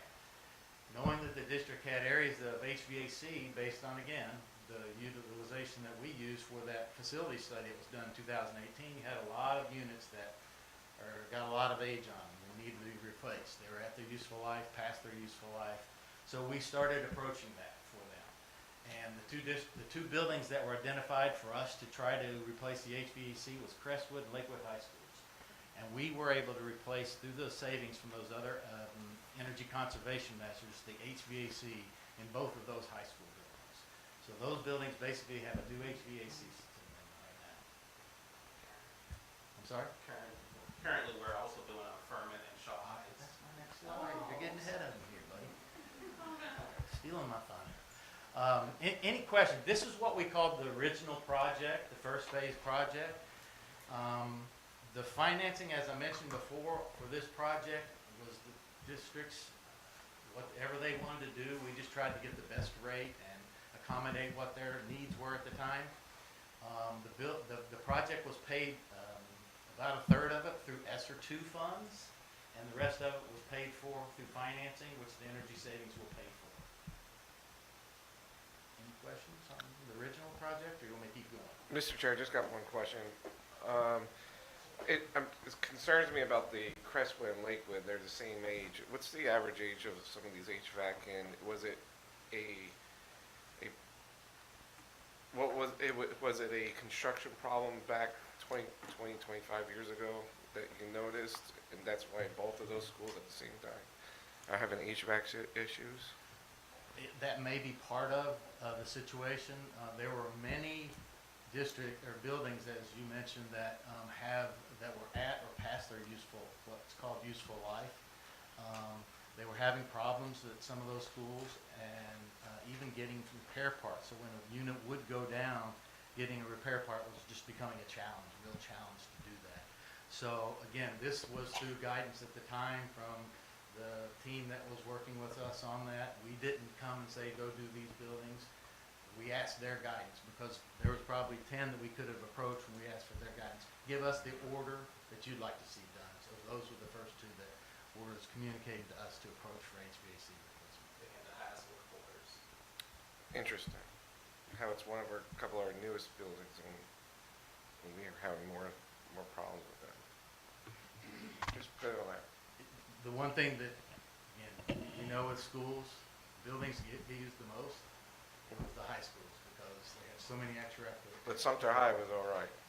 Well, I wouldn't say it was all right. Yeah, I know, This is better, yeah. through guidance. Gotcha. And you'll see here in a sec. So this is what we called the original project, or we'll call it phase one. Next slide, please. So with the ESSER funds that were still available, and ESSER 3, we did what we called a phase two, or a second project. And this project, because it was going to be funded completely through ESSER funds, so while we see some savings by putting in more efficient new units, it wasn't driven by that as much as it was driven by, again, we've got to replace some of our old units. So again, we signed the contract for phase two in June of 2022, began construction, and other than some final inspection situations and things like that, that project is basically done. The scope of that was, again, replacing the HVAC at Rafting Creek Elementary, Shaw Heights, and Furman Middle School. And again, it was all paid for ESSER funds. So those buildings are done and paid for. And again, that was through guidance and from the list that was given to us of what schools, based on the fact that you've got a lot that have older HVAC. The other component of this too, you had over 1,000 HVAC units that ran on R22, which is the old refrigerant that they don't even make anymore. So it's important to get those units replaced, because getting Freon is, if you have to get it, it's expensive. And that was another part of that decision as well. But that's the entire work that's been done. Again, this project was paid for completely out of ESSER funds. So really, out of the total project of work we've done, 2/3 of it, more than half of it was done through ESSER funds, and the rest through energy savings. Next slide, please, unless anybody has any questions. We were talking earlier, I know they had some discussions you were talking about utility rebates and things of that nature. We, as a part of the project and being a partner, did that for the district, and we got about a year ago or so, we delivered a $190,000 rebate check from Duke for the lighting that we did for the project. That was the only, was it just lighting? It was just lighting. Yeah, mostly lighting. We capture as much rebates as we can, but they change the rebate program every year. So, but we got $190,000, and spoiler alert, I have another check that'll be coming soon as well, as we were able to get tax credits. We can get those, but the district can't. We went through the process with Dr. Wright and them, and we'll be delivering, as soon as it gets delivered to me, a $90,000 check as well for tax credits for our project as well. So just again, it's part of what we do to maximize the program, get the district, incentives and money that's out there and available, and we hope to continue to do that. So, any questions?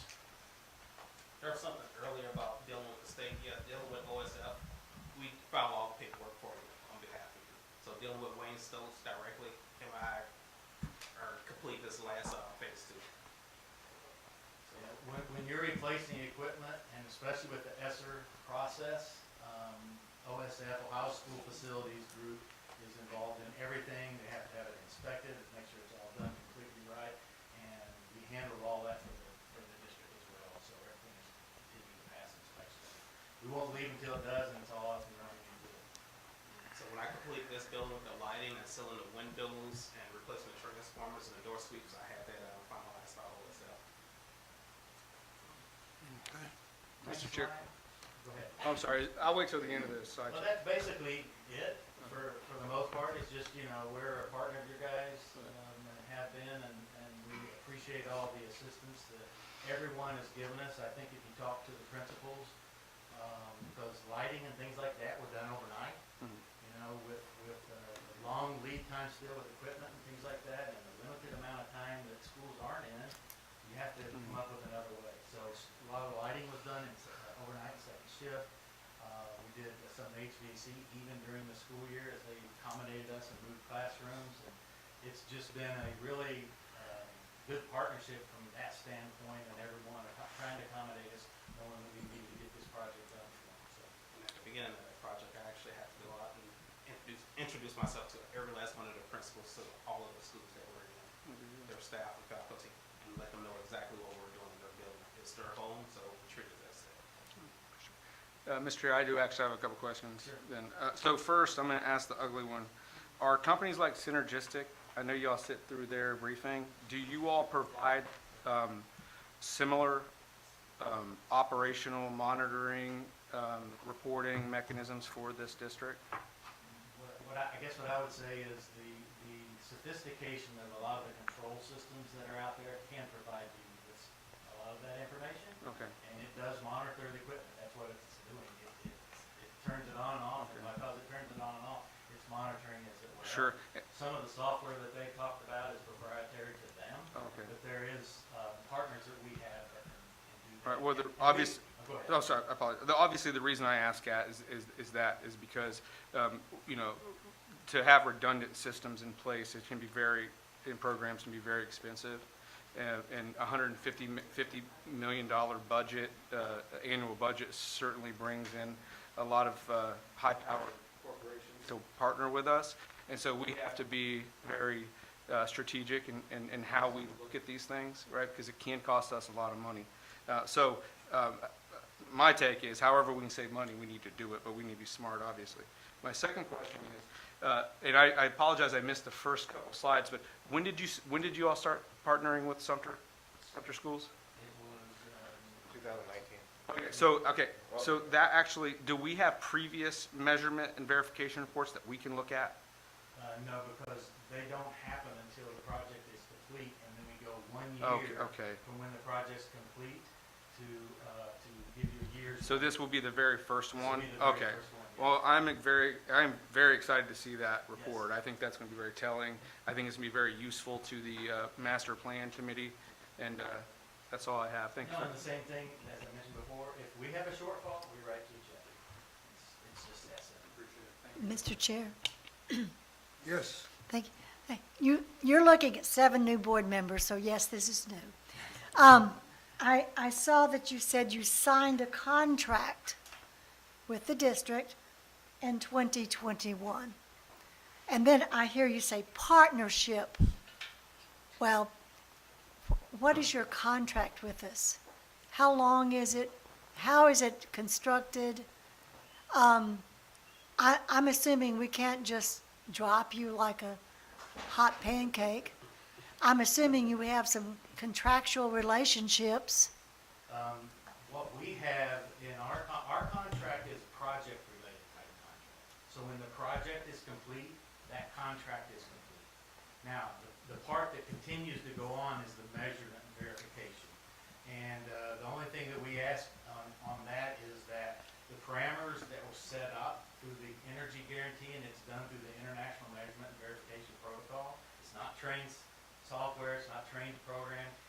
it's an international program that's utilizes the different ways to measure energy. And we will continue to provide that to the district for as long as you want. You do pay for that report, but it's just the time, it's a small charge to get that report. But it can be canceled 30 days before we deliver it if you want to cancel it within 30 days. Okay. All you would get is you wouldn't get the measurement verification report. And then the second phase project, again, that's a construction contract. It's not a 10-year contract or anything like that. It's a construction to do this scope of work. And in these facilities, it's very detailed in that fashion. And it also communicates the protocols that the equipment will run, the schedule that will run, and things of that nature, because that's what's going to generate the savings, along with simple lighting retrofit. You take 4 lights of the old style and put in the new LED, you're going to cut your electric quite a bit. So that's a no-brainer. Now, the behavioral part of it, we have helped customers do this, is if you find you drive by a school building in the middle of the night and the lights are all on and those are something you want to address, we can try to do those with behavior modifications as well and instill those and teach those to folks. It becomes a behavior. It's human nature, and sometimes people forget, sometimes people stop doing it, and those kind of things. That's why we don't personally base it on behavior as much as we do technology, and that's why we upgraded the control system and controlled every piece of HVAC equipment. We upgraded lighting and transporters that is a measurable savings that we can control. Because our guarantee and what we do is we guarantee consumption or usage. And the reason being is that usage is all we can control.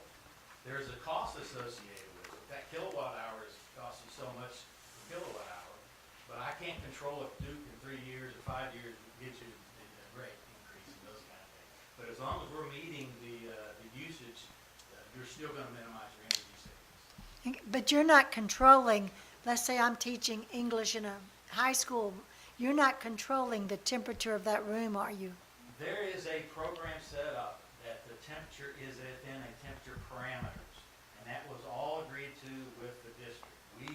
We came up with an idea, and then they modified it to meet their needs. So yes, there is a program, but it's not like it has to be 72, if you go to 73, alarm's going off and all those kind of things.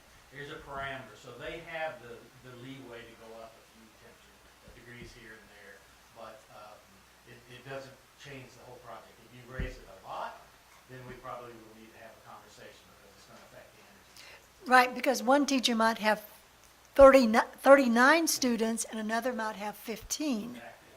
So building a relationship with most of the principals and the teachers and the faculty, a lot of them, I still go back into the schools and I talk to the teachers and faculty, and I walk in there and they have a heater underneath their desk. I'm like, oh, that's a no-no. That's going to cause that AC to get going. So those are the kind of things, and I tell them that there's a threshold of 3 degrees up and low. So a lot of that stuff we don't control directly, but we could let them know that, hey, there's a threshold between that. And it is a little more challenging when you have 25-year-old units, even though there's a sophisticated automation system on it. You know, that unit's 25 years old. So I mean, just think about if you've got a 25-year-old car and things like that. You know, things could potentially go wrong. But as long as if it doesn't work, then it's going to send it back to the main computer and tell the maintenance group that they need to take a look at it. When it comes to things like that, I even went as far as when I replaced the lighting in one of the buildings, the teacher let me know that the students had a learning disability and they needed a different light. So I had to change the light on the fly within the next day. So I was able to do that. Yep, that's true. Thank you. Okay, Mr. Chair? yes. So my question is, to maximize energy efficiency as well as savings and preserve the lifespan of the equipment, how often do you all service this equipment? And how would something as simple as changing a filter help to play into that? No, that's a great question. You know, servicing equipment is part of what we do as a company. We do not have a contract to service anything. We have been called out and do provide on-site spot service as needed. You know, that's always something we can talk about. Typically, this equipment has requirements for what kind of service needs to be done on it and how often. An example, filter. If the filter gets clogged up,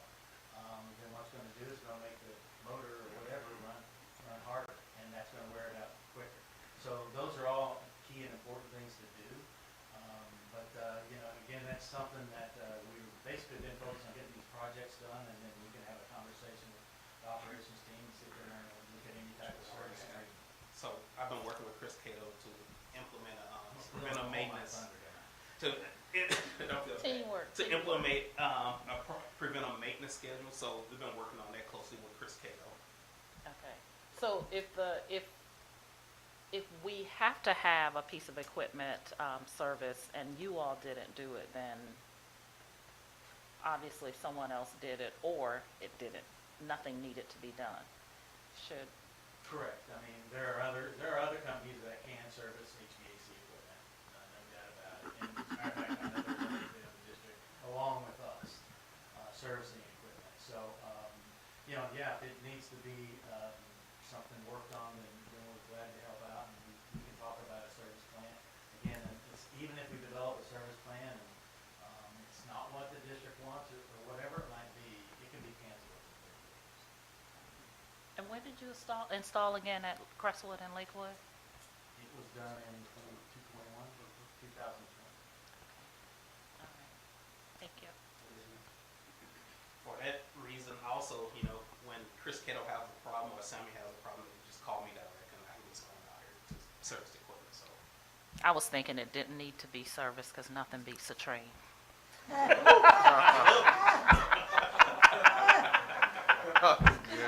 I had to throw that one in. Mr. Chair, I got a couple of questions. Mr. Chair, I got a couple of questions. Yes. And when's the project contract done, complete? What year?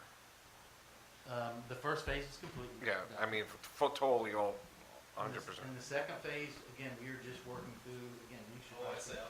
We're So working once I get the OSF and final inspection. inspection from OSF saying everything is safe, the children are safe, the faculty is safe, then we're done. You haven't, you're done, so you estimate it this year sometime? Oh, yeah. Okay, Yes. okay.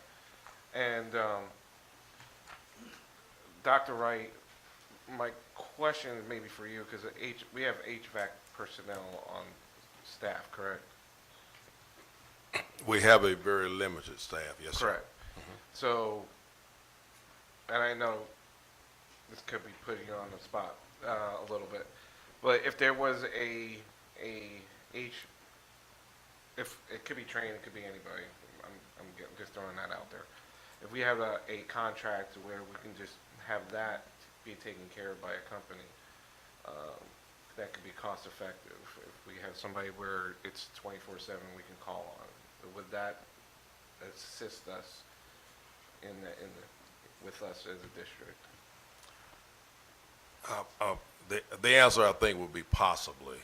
Here's what both of these presentations are about tonight as we look at facility efficiency, as we look at ultimately building new schools and the time frame in between there. We're looking at ways to make our facilities more effective and efficient. So would that help?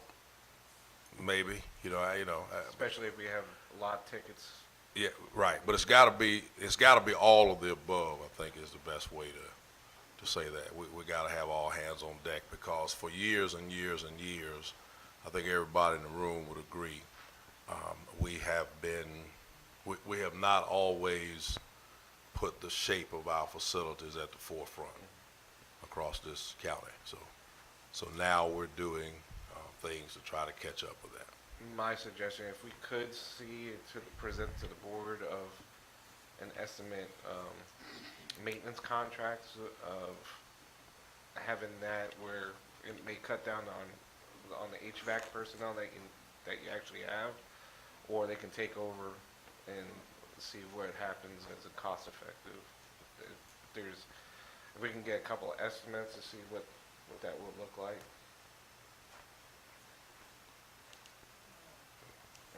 And then I'm quite like the report that you were mentioning, especially when the contract's done and over with.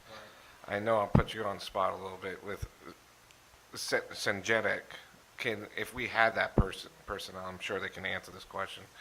They can get that report too for us, correct? Most likely, anybody can get that report.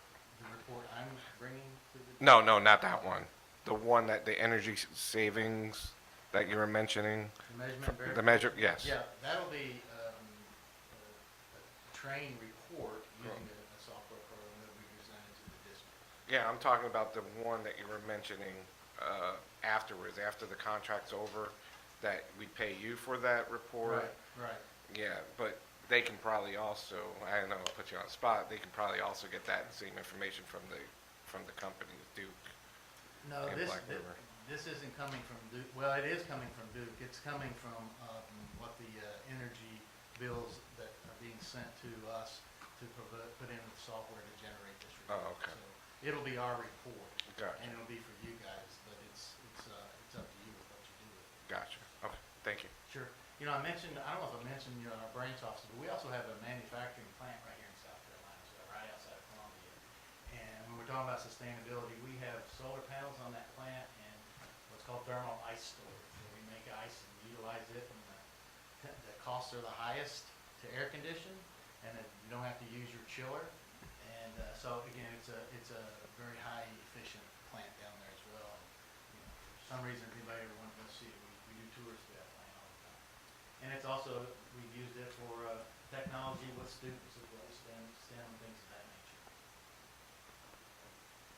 Any other questions? Any other questions? If not, gentlemen, thank you so very very much for your time. presentation. Appreciate the questions. Have any more, and reach out to Samuel or? He has no speed dial, just call him. Mr. Chairman, members of the board, at this time, we will have Dr. Jada McLeod come forward from the Office of Academics.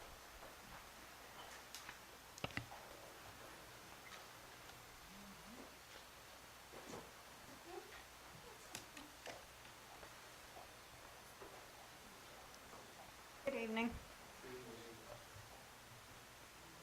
This is just an update. It's more procedural. You've already received the information as far as the school report card, updates, and the comparisons.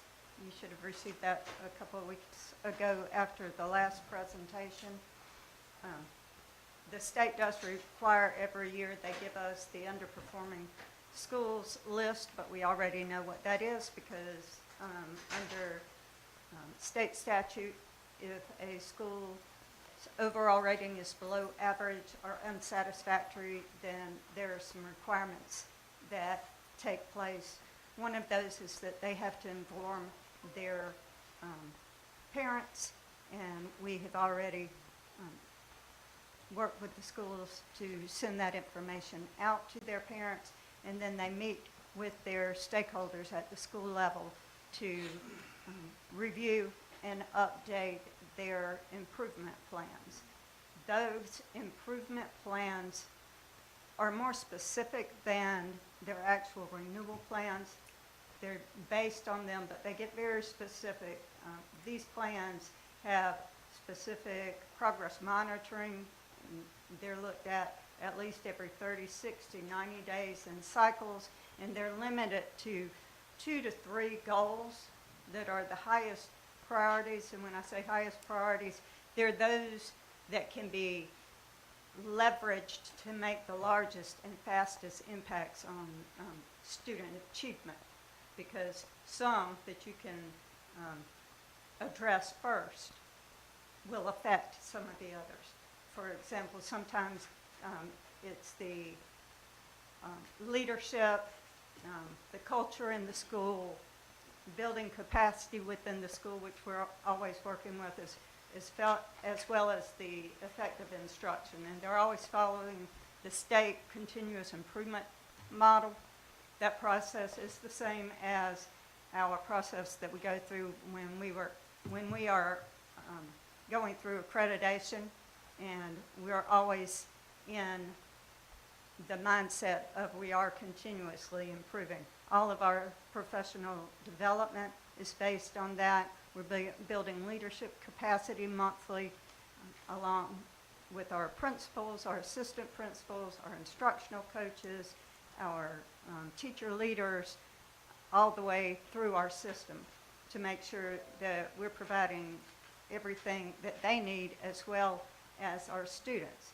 So last year, we had to provide that information for 12 of our schools. This year, we are providing that information for 7 of our schools. So that's about a 45% improvement. Those schools that have been providing that information are Cherryville Elementary,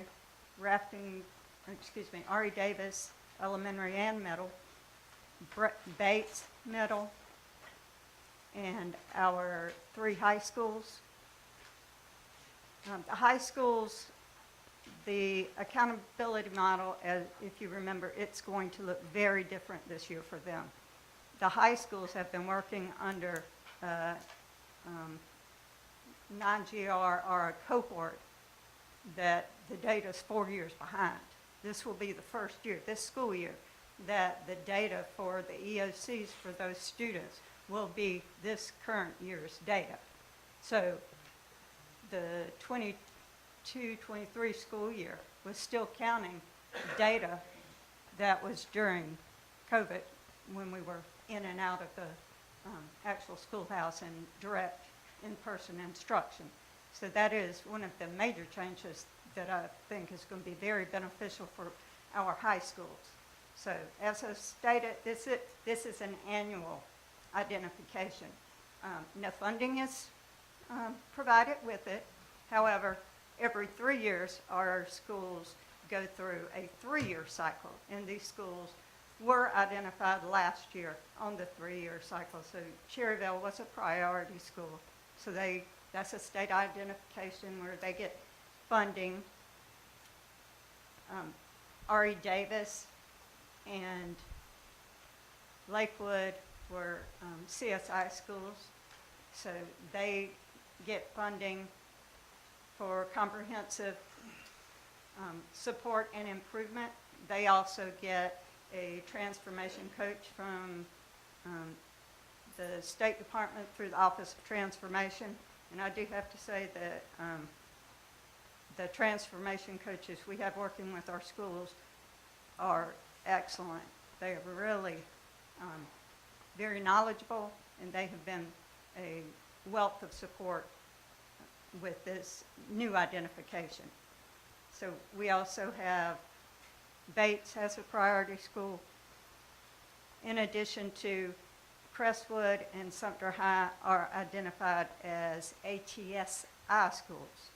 That's also a federal identification, and ATSI stands for Additional Targeted Assistance, and that's because they have a subgroup population that is underperforming, and that is their special needs population.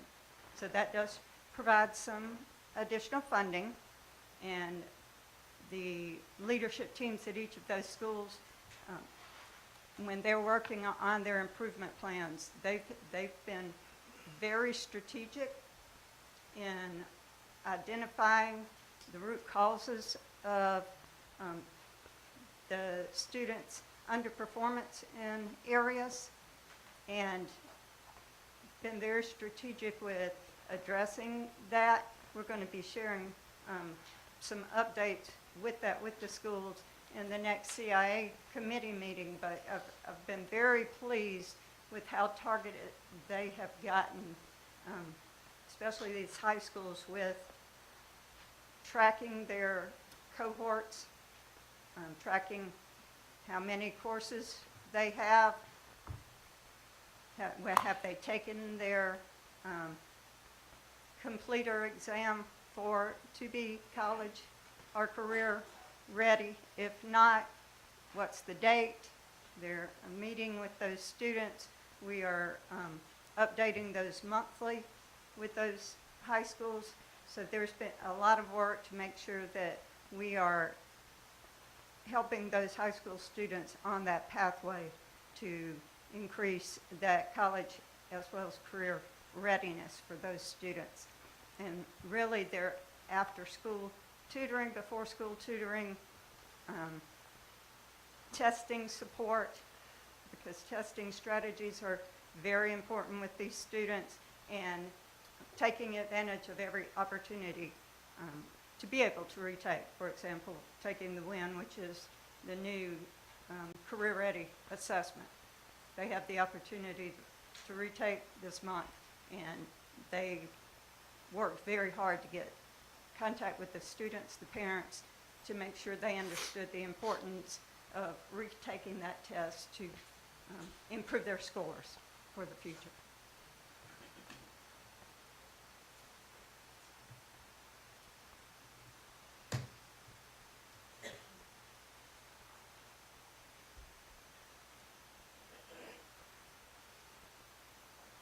Questions?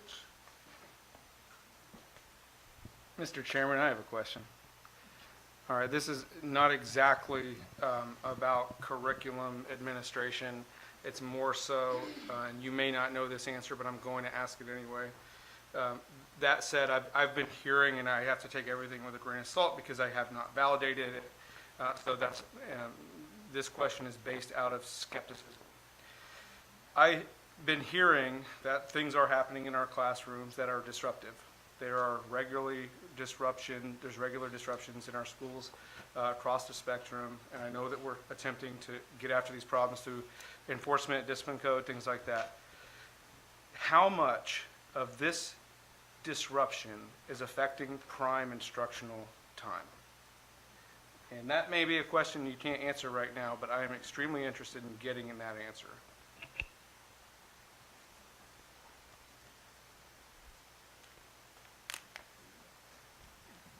I do know that we have been discussing some teachers, especially some of our newer teachers, because we have so many new teachers, pre-service teachers, induction teachers, and international induction teachers, that we have started meeting with Office of Human Services to work together to provide additional supports for them in a tiered system also, because some are struggling with basic management, cultural differences that they weren't as prepared for when they got here, things like that, so that we can come in and support within the schools.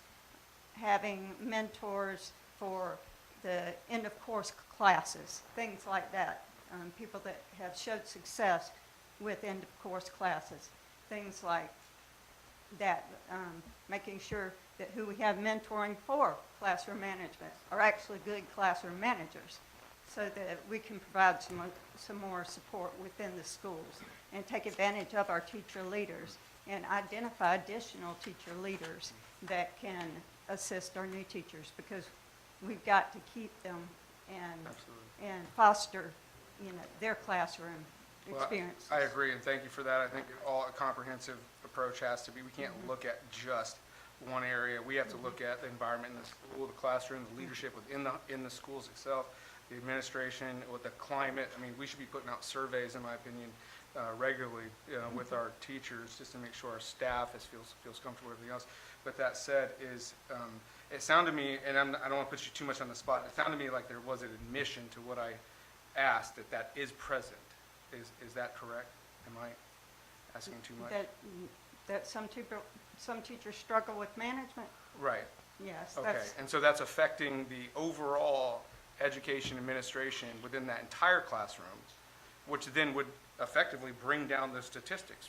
Is that accurate? Well, that's possible. You have new teachers every year that management's going to be a little more difficult for them, and that's why they have mentors in the buildings, as well as having additional support that we can push in. This year we just had many more new teachers or pre-service teachers than we have in the past, which is a good thing. That means someone's in those classrooms. Sure. Absolutely. Well, I appreciate that answer. Thank you. But, Mr. Chair, Dr. McLeod, to that point, can you just briefly elaborate on some of the services that you guys provide in terms of those first-year teachers, in terms of classroom, because there's an induction program that There's an induction program, and we expanded the pre-service part of it this summer. Added days to it to assist them with that, but again, it's so fast and the state requirements get heavier every year. So they've got that they do the first week before the other teachers come in, and then they meet with their mentor teachers at the schools. They get an orientation at the school level before the new teachers come in. Their mentors work with them. They try to make sure it's someone in the content area, hopefully someone on the hall. They may meet whoever are skilled schools. They're going to have a hall person in the hall that's the hall leader, that if they hear something, they're going to step out to check on their colleague, those kinds of things. And then you've got your coaches in the schools, and that's where we are continuing to build capacity with our school level coaches. And we meet with them every month and work with them on their coaching cycles and how they're providing support. And it could be classroom management or instructional delivery. It depends on who the teacher is and what their needs are. Along with, we have a lot of new assistant principals, so we work with them on those things and them understanding the new discipline code and what the different processes are when students are at different levels. Along with our leadership being in the classrooms, and we meet and we share strategies and provide training for our principals every month. Mr. Chair. Yes. Dr. McLeod, I know that one of the things that, as I was listening to the principals and instructional leader talk, I do notice that, particularly for Alice Drive Middle, having a very competent instructional coach was extraordinarily helpful.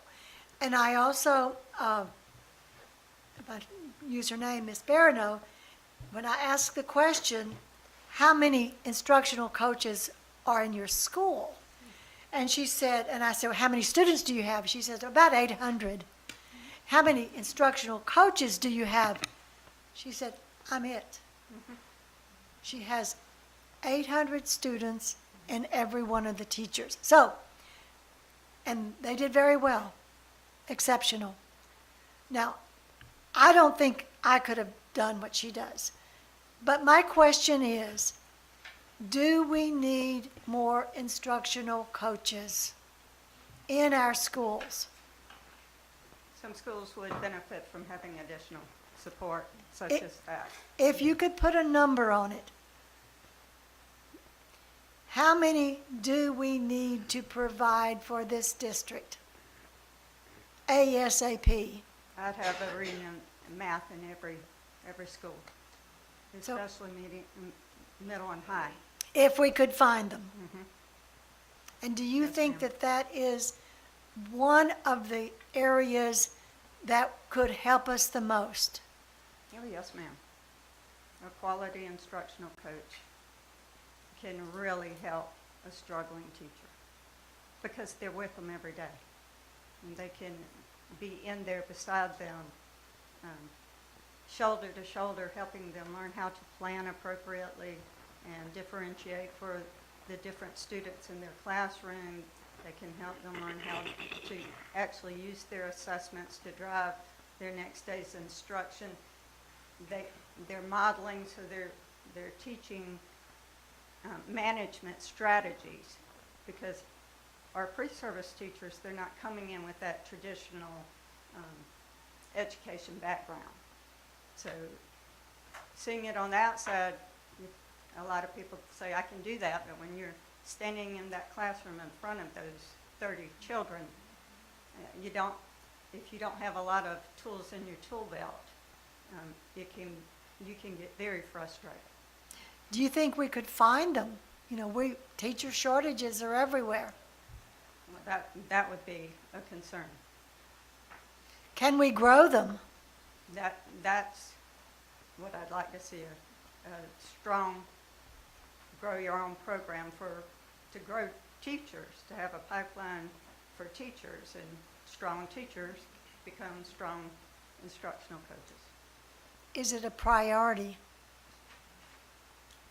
We just met about that yesterday, trying to find a program where we can do that here with our own. And make it a positive. Right now, we're building, pathways to other careers, but we're not necessarily building a pathway into education. We've got some gaps. Okay, so I'll leave it alone, but what we're saying is we do need instructional coaches, and we need them now. Is that correct? Yes, ma'am. Thank you. I think we have to be kind of careful with that discussion.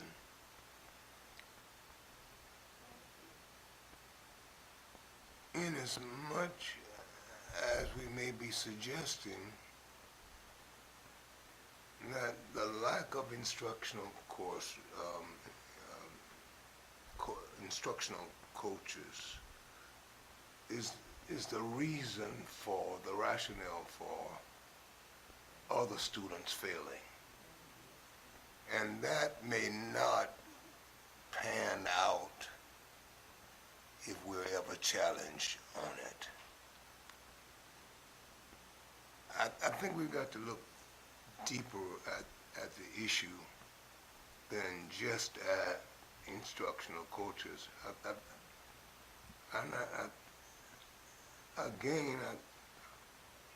I think we've got to give all of the support we can to that classroom teacher.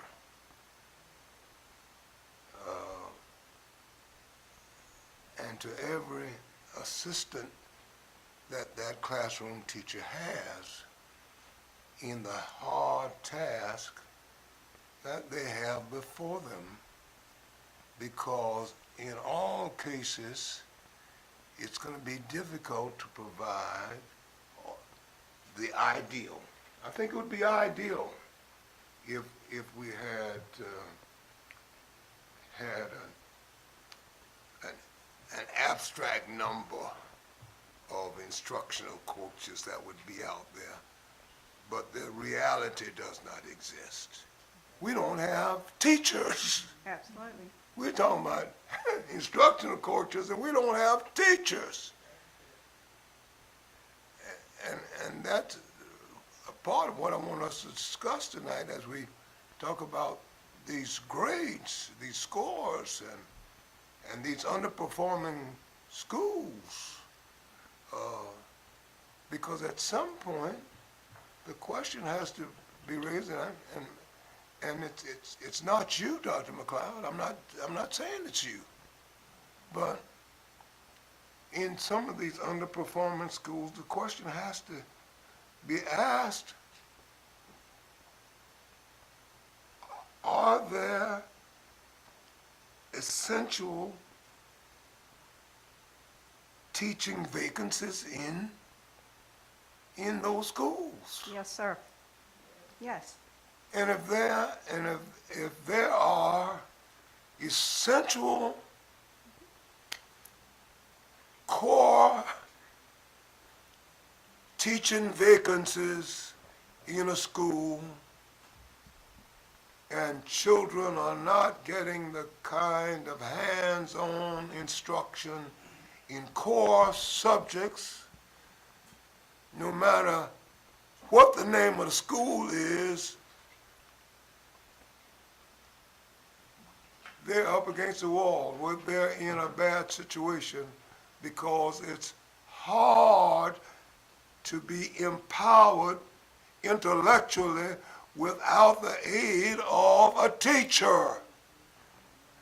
That's correct. Now remember, this is based on last year's scores.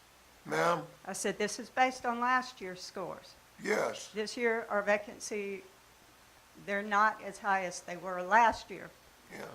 But we've been able to hire, but we have a lot of pre-service or induction teachers that are coming in from alternative routes that have not had the education training, pre-service training. So we are trying to provide that on the job, which is very difficult for them, and that support in the school every day is why a quality instructional coach would be Right. the ideal, but you can't take the teachers And- out of and the granted- classroom to provide that. And granted, we've shown some improvement this year, but like the superintendent said, we ain't proud of where we are, but we're happy that we've made some progress. But Yes, we sir. got to also recognize it is hard to make the quantum leaps we need to make without the kind of staff that it takes to do that. Yes, sir.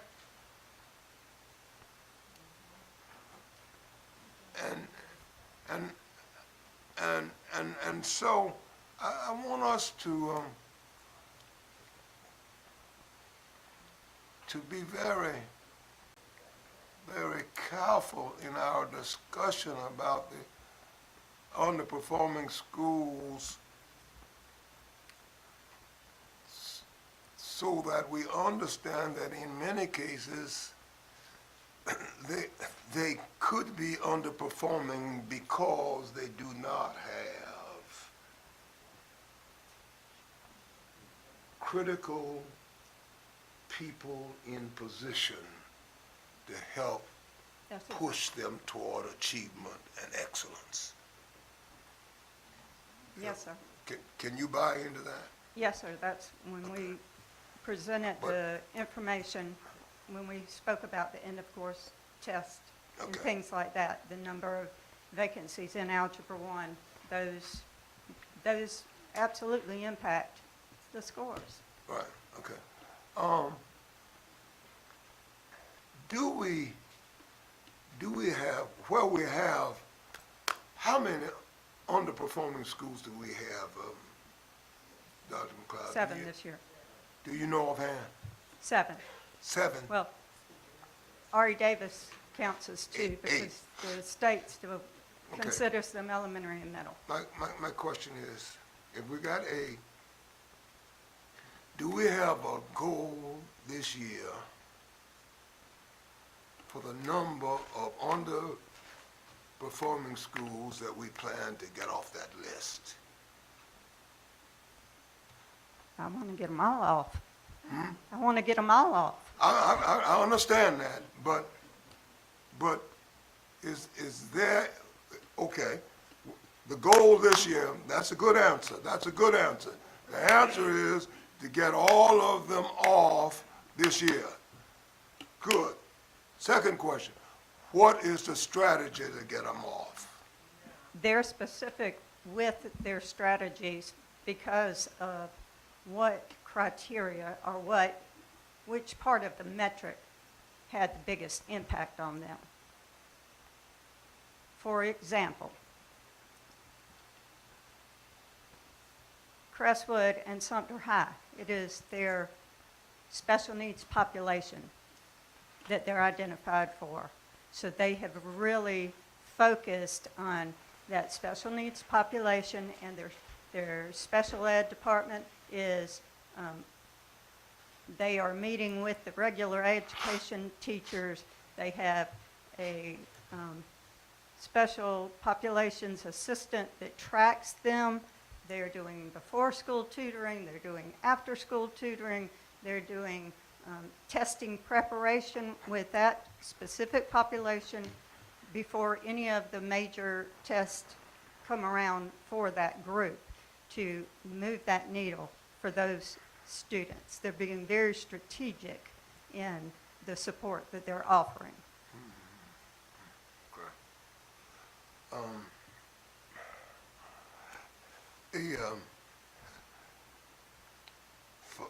For a number of years,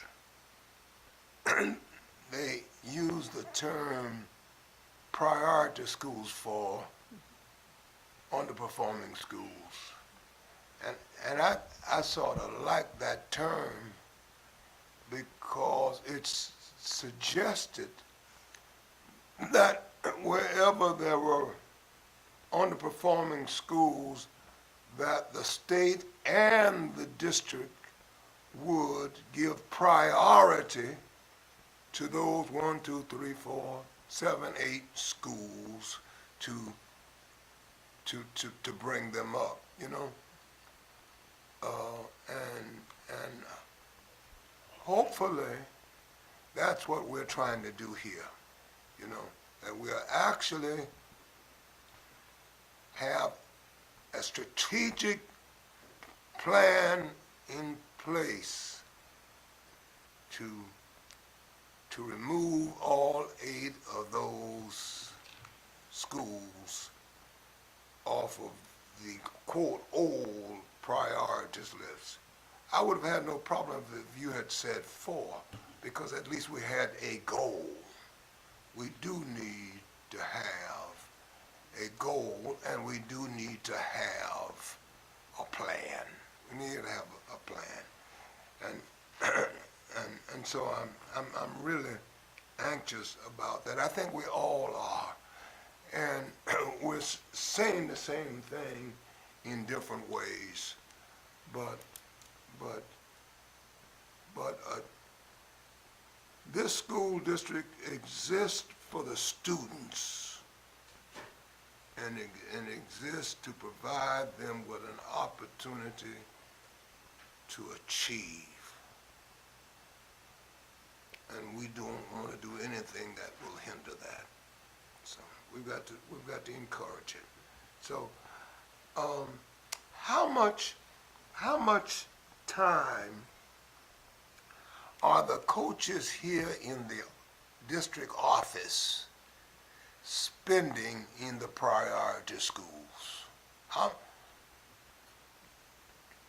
Are you able to tell us that, or can you provide us I can. later on at our next meeting maybe a calendar of how often they are in the priority schools and what their objectives are there? Yes, sir. Okay. Could you do that? That would be great. Okay. Mr. Chair, I just have one last question, just to add to the ask, if you don't mind. Do we have any teachers that are any certified teachers in particular core competencies that are not being utilized in that area? Make sense? Does that question make sense? Do we have a math teacher that's certified in math that's not teaching math in this district? Is essentially the question. And I'm sure you don't have that answer right now, but I'm very interested in know like how often we take inventory of our certified staff and to make sure that they are in fact being utilized in that way. And I would love to know that number if we could get that if that even exists. I hope it don't, but it's a possibility that it does. Thank you. Okay. And is that the end of your presentation for tonight? Yes, sir. And, you know, I asked that you would do this month, a presentation on how well we scored with schools in our region. So maybe we'll do that the next time instead of tonight. It's on the CIA committee. It's on the CIA committee agenda for December 1. Okay. Mr. Chair, Yeah, I got okay. a couple of questions. Yes. One is, and I'm guessing that's what he's talking about, the test scores comparing to the test, or the grade scores compared to the test scores. Is that the next presentation you're going to be providing us? That Dr. Candy was asking about? No, I think he's talking about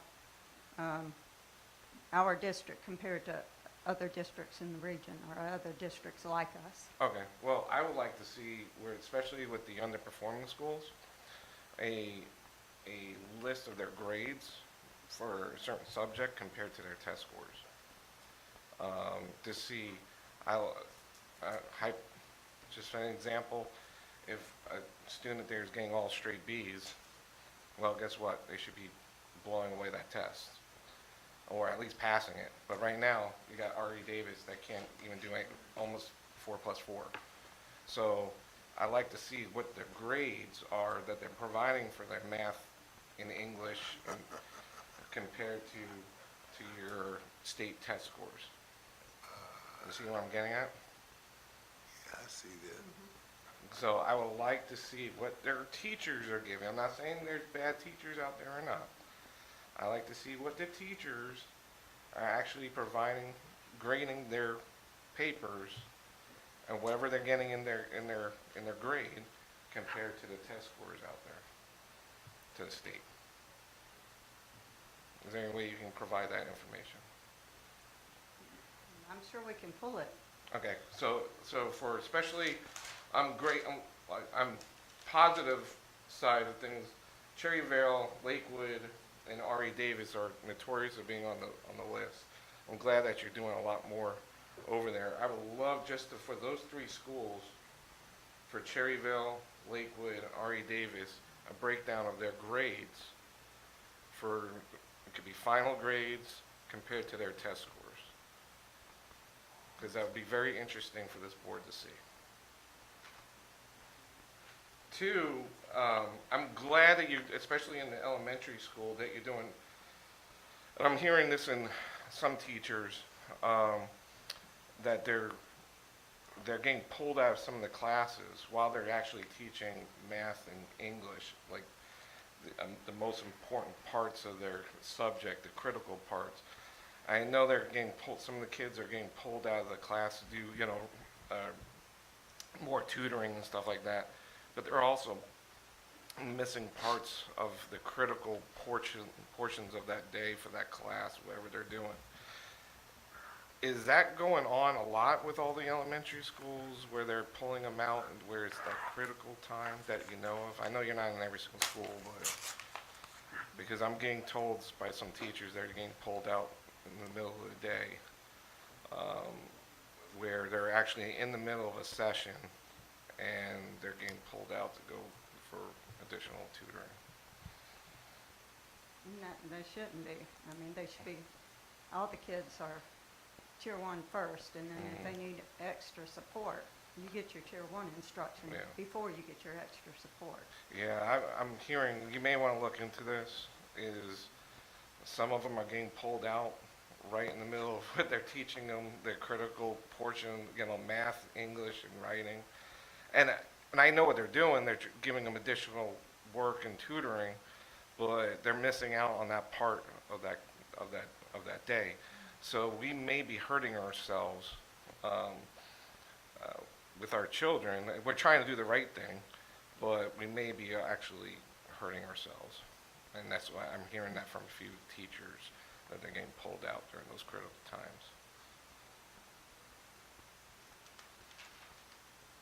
And just one last thing, is there any policy or unwritten policy that if a student turns in work, they get an automatic 50? For turning in work? If they can put their name on the paper, they just turn it in, they get an automatic 50%. I just want to make sure that's on the record. All right, thank you. Mr. Chair, I'd like to rephrase that question Mr. Palumbo just asked, if you don't mind. I'm going to just rephrase it. Is there a policy in place, whether written or verbal, that a student will get a percentage higher than 0 if even they don't turn in anything? Does that make sense? So is there a minimum percentage they will get if they didn't do any coursework? They're going to get a 0 on their on their grade point average. All right, so there's no minimum 50%. Anything 50 or below averages to a 0 on your grade point average. So you are getting 50. And they're getting a 0 on their grade point average. Okay. It equates to a 0. If they turn in a piece of paper with their name on it, then that automatically gets 25. It's going to average to a 0 on the grade point average.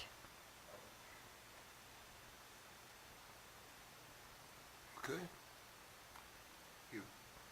That's it? Thank you, Dr. McLeod, very much. Appreciate it.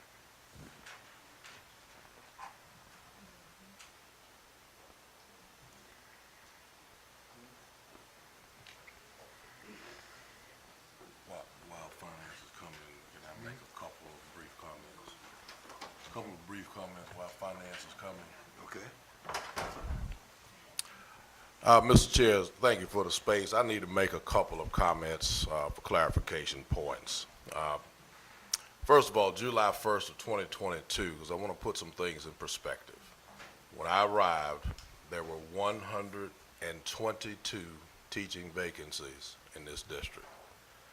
July 1st, 2022, 122 teaching vacancies. There are currently somewhere in the neighborhood of 61. So we've cut that number in half. It's going to take time, ladies and gentlemen, to get those teachers, additional teachers, up to being master teachers.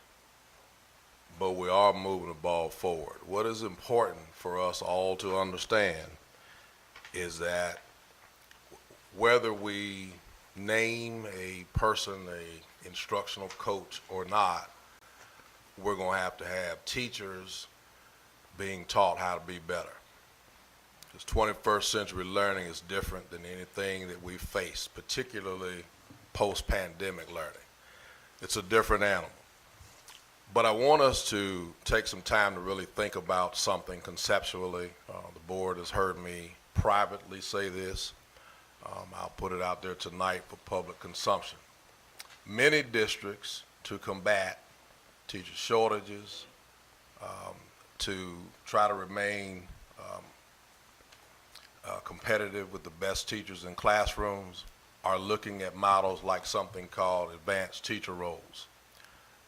I've been talking about that since I've been here. The 2 previous districts that I served as superintendent, we implemented advanced teacher role programs because they give us the best of both worlds. Teachers are teacher leaders.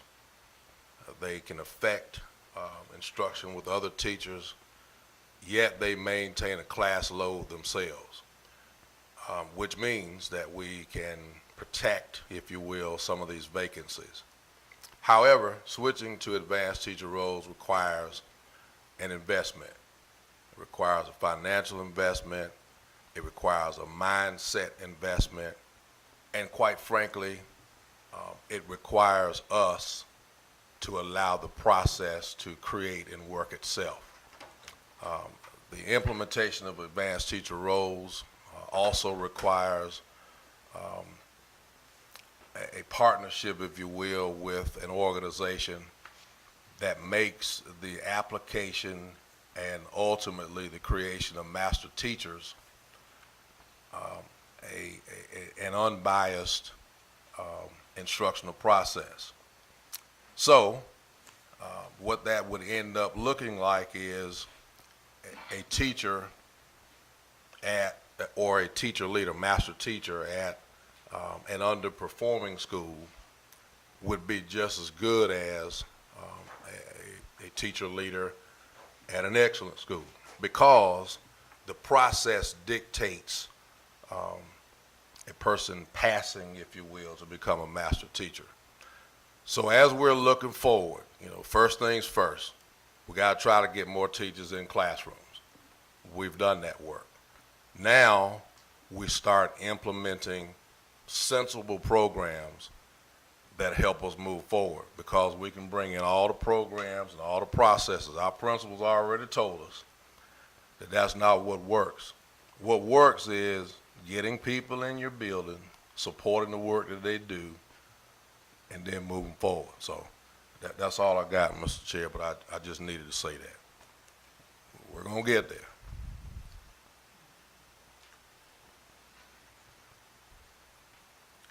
And now, our CFO, Ms. Shatika Spearman. Good evening. Greetings, greetings.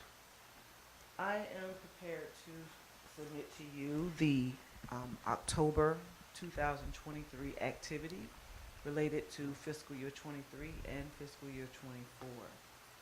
I'll begin with the activity in October for fiscal year 23. To date, we have collected $36,712,405 in local revenue, where we had an estimate of about 33.6.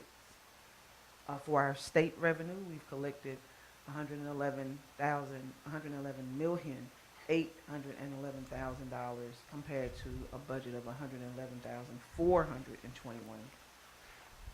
So we have collected more than we budgeted on both of those sections of revenue. For our impact aid, we've collected 368,000 of the 400,000 to represent a 92% collection. And transfers from other funding, we received approximately $500,000 more from the grants that we support, and that we were able to take those indirect cost amounts back to support housing those grants. So to date, for our October 2023 total for the year fiscal year 23, we've collected over $150 million on our budget of $146 million. And that represents an 102.69% collection on what we budgeted.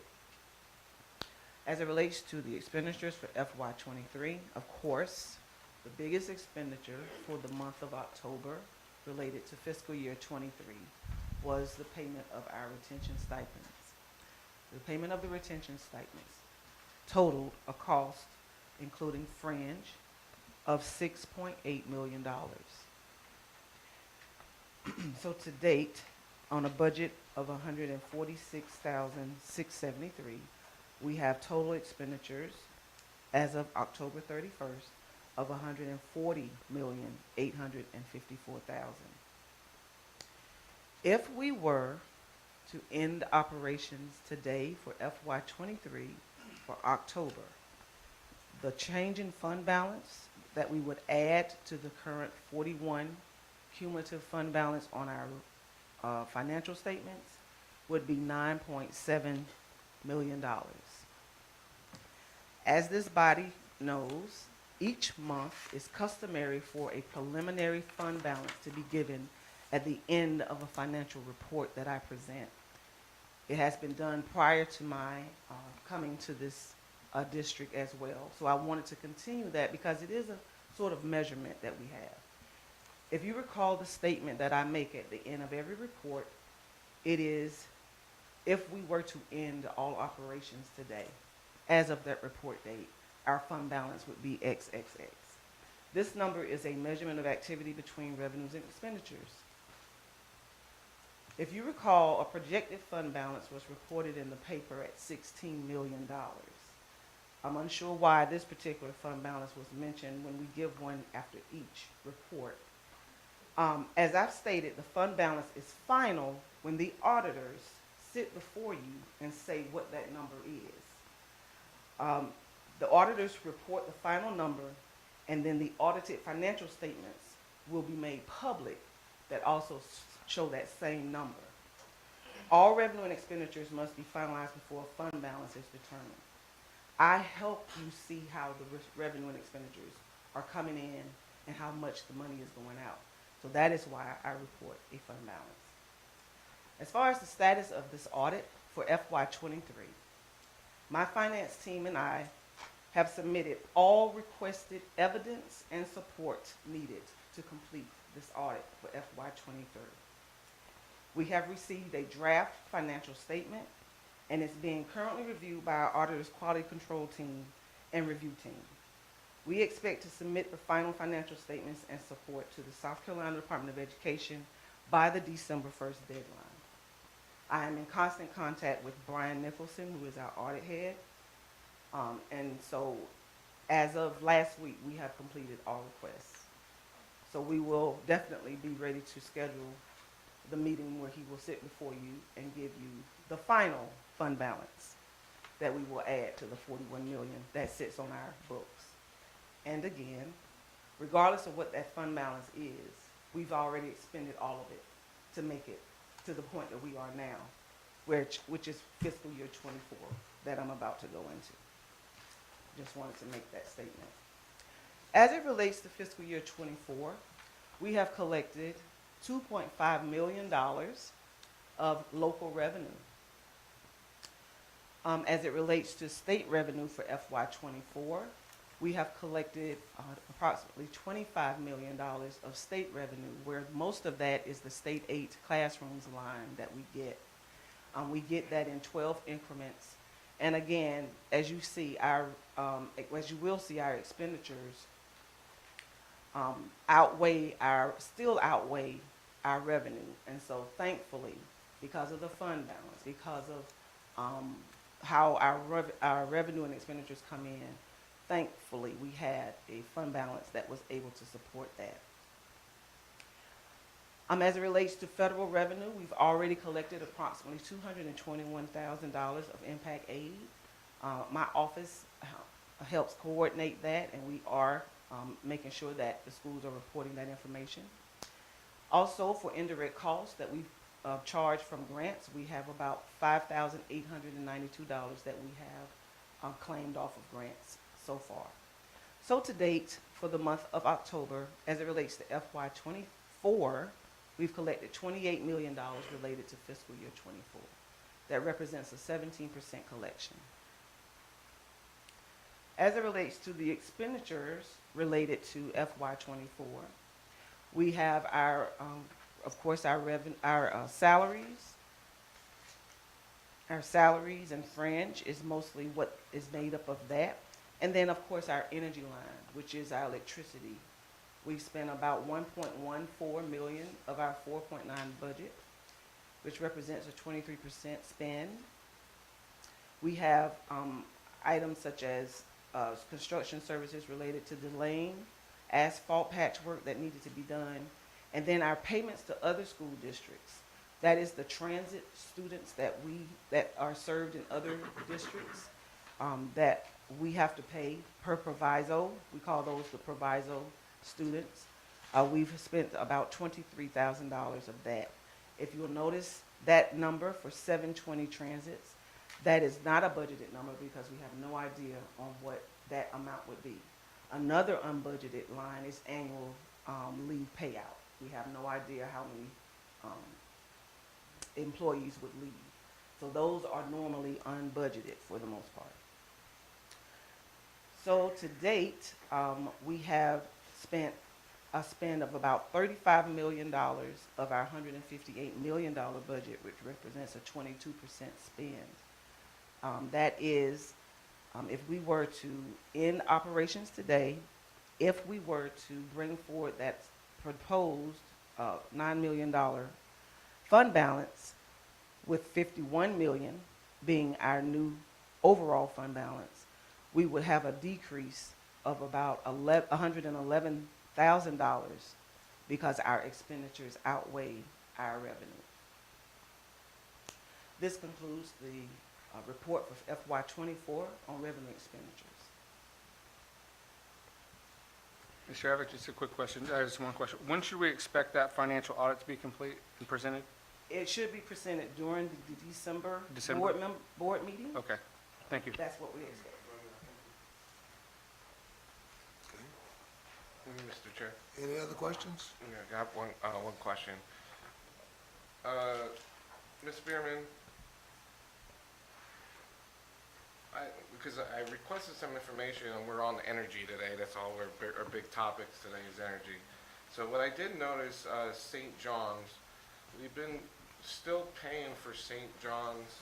Well, we paid all the way from January.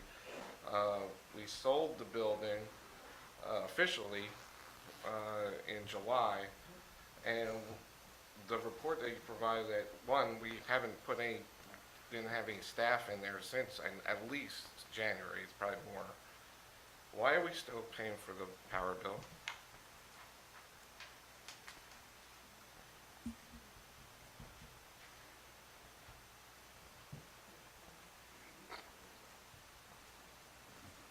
We're currently not paying for the power bill. All of that has been changed over to the persons who occupy that building. And then why are we getting a bill on our spreadsheet when we're paying it? And so they actually, we should be charging them at least $1,600 since August, because we paid the bill. So altogether, we haven't had staff in there for at least a year, so that's really more. So why haven't we been charging? We'll both look into that and see what that is, because that was taken from a report that was, computer generated, so we'll verify. And that computer generated comes right from or your electric bill, right? Yeah. So Right. we'll look into that, what that 1,600 or whatever that estimate is for St. John, we'll look into that. Okay, because it may goes back since, I don't know, maybe 2 years. So that's a lot of money. Okay. We'll look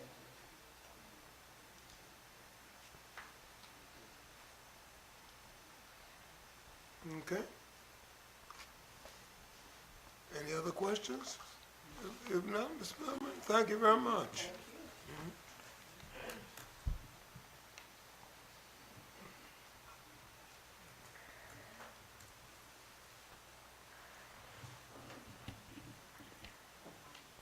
Mr. Chairman, that concludes the superintendent's report for November 13th, 2023. Thank you, Mr. Superintendent. Appreciate it. All right. Item 6, executive session. Mr. Chair? Yes, I sir. happily make a motion to enter into executive session for discussion of individual student matters, transfer in and out of district, the monthly personnel report, appointment, compensation, promotion, demotion, discipline, termination and/or release of an employee, and the discussion of school safety and security. Is the motion supported? I second. All right, the motion is supported that we enter into executive session for discussion of individual student matters, transfer in and out of district, the monthly personnel report, appointment, compensation, promotion, demotion, discipline, termination, and/or release of an employee, and discussion of school safety and security. You may vote your conviction. All right. We'll enter into executive session. My dear friends, thank you for being present with us. We invite you to remain.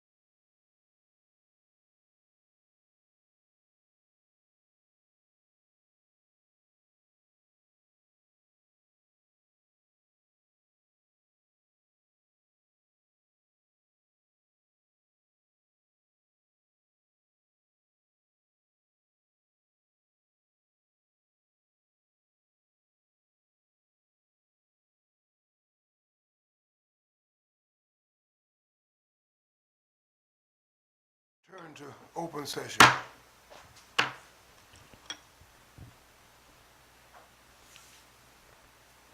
Mr. Chair? Actions required, okay? Yes, sir.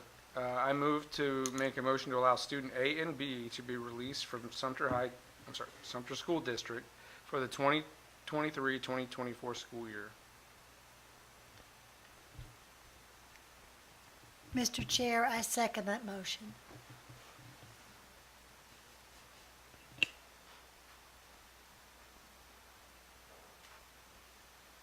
All right, you heard the motion and it is supported.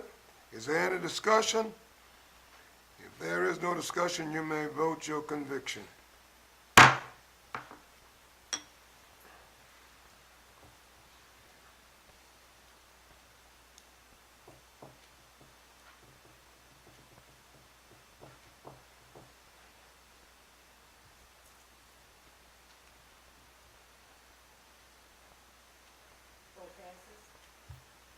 Okay, the motion passes. Mr. Chair? Yes, sir. I move to uphold the superintendent's recommendations on employee A. Mr. Chair, second. Motion and seconded.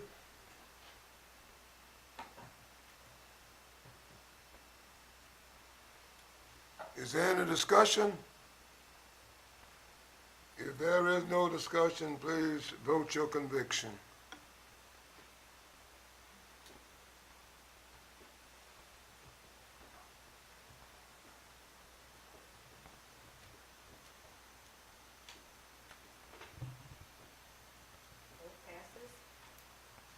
It passes.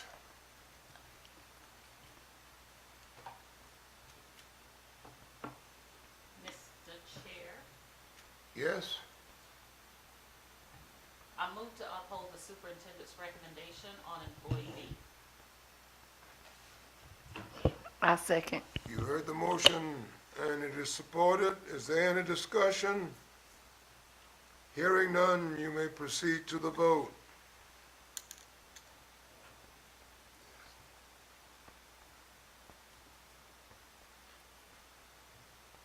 Motion passes. The motion passes.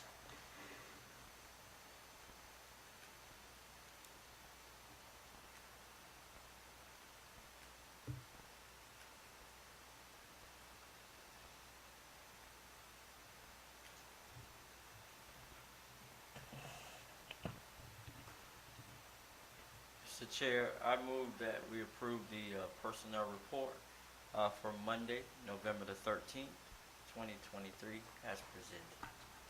Second. Motion is made and supported. Is there any discussion? Hearing none, you may proceed to the vote.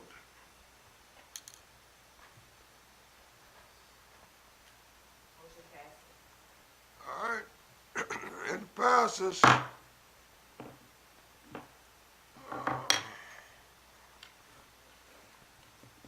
Item 9 is the consent agenda, and it will stand approved unless there is objection.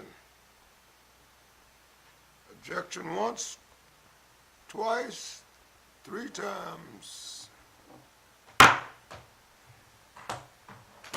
Hear ye, my brothers and sisters, I thank you. This meeting is adjourned. Have a good night.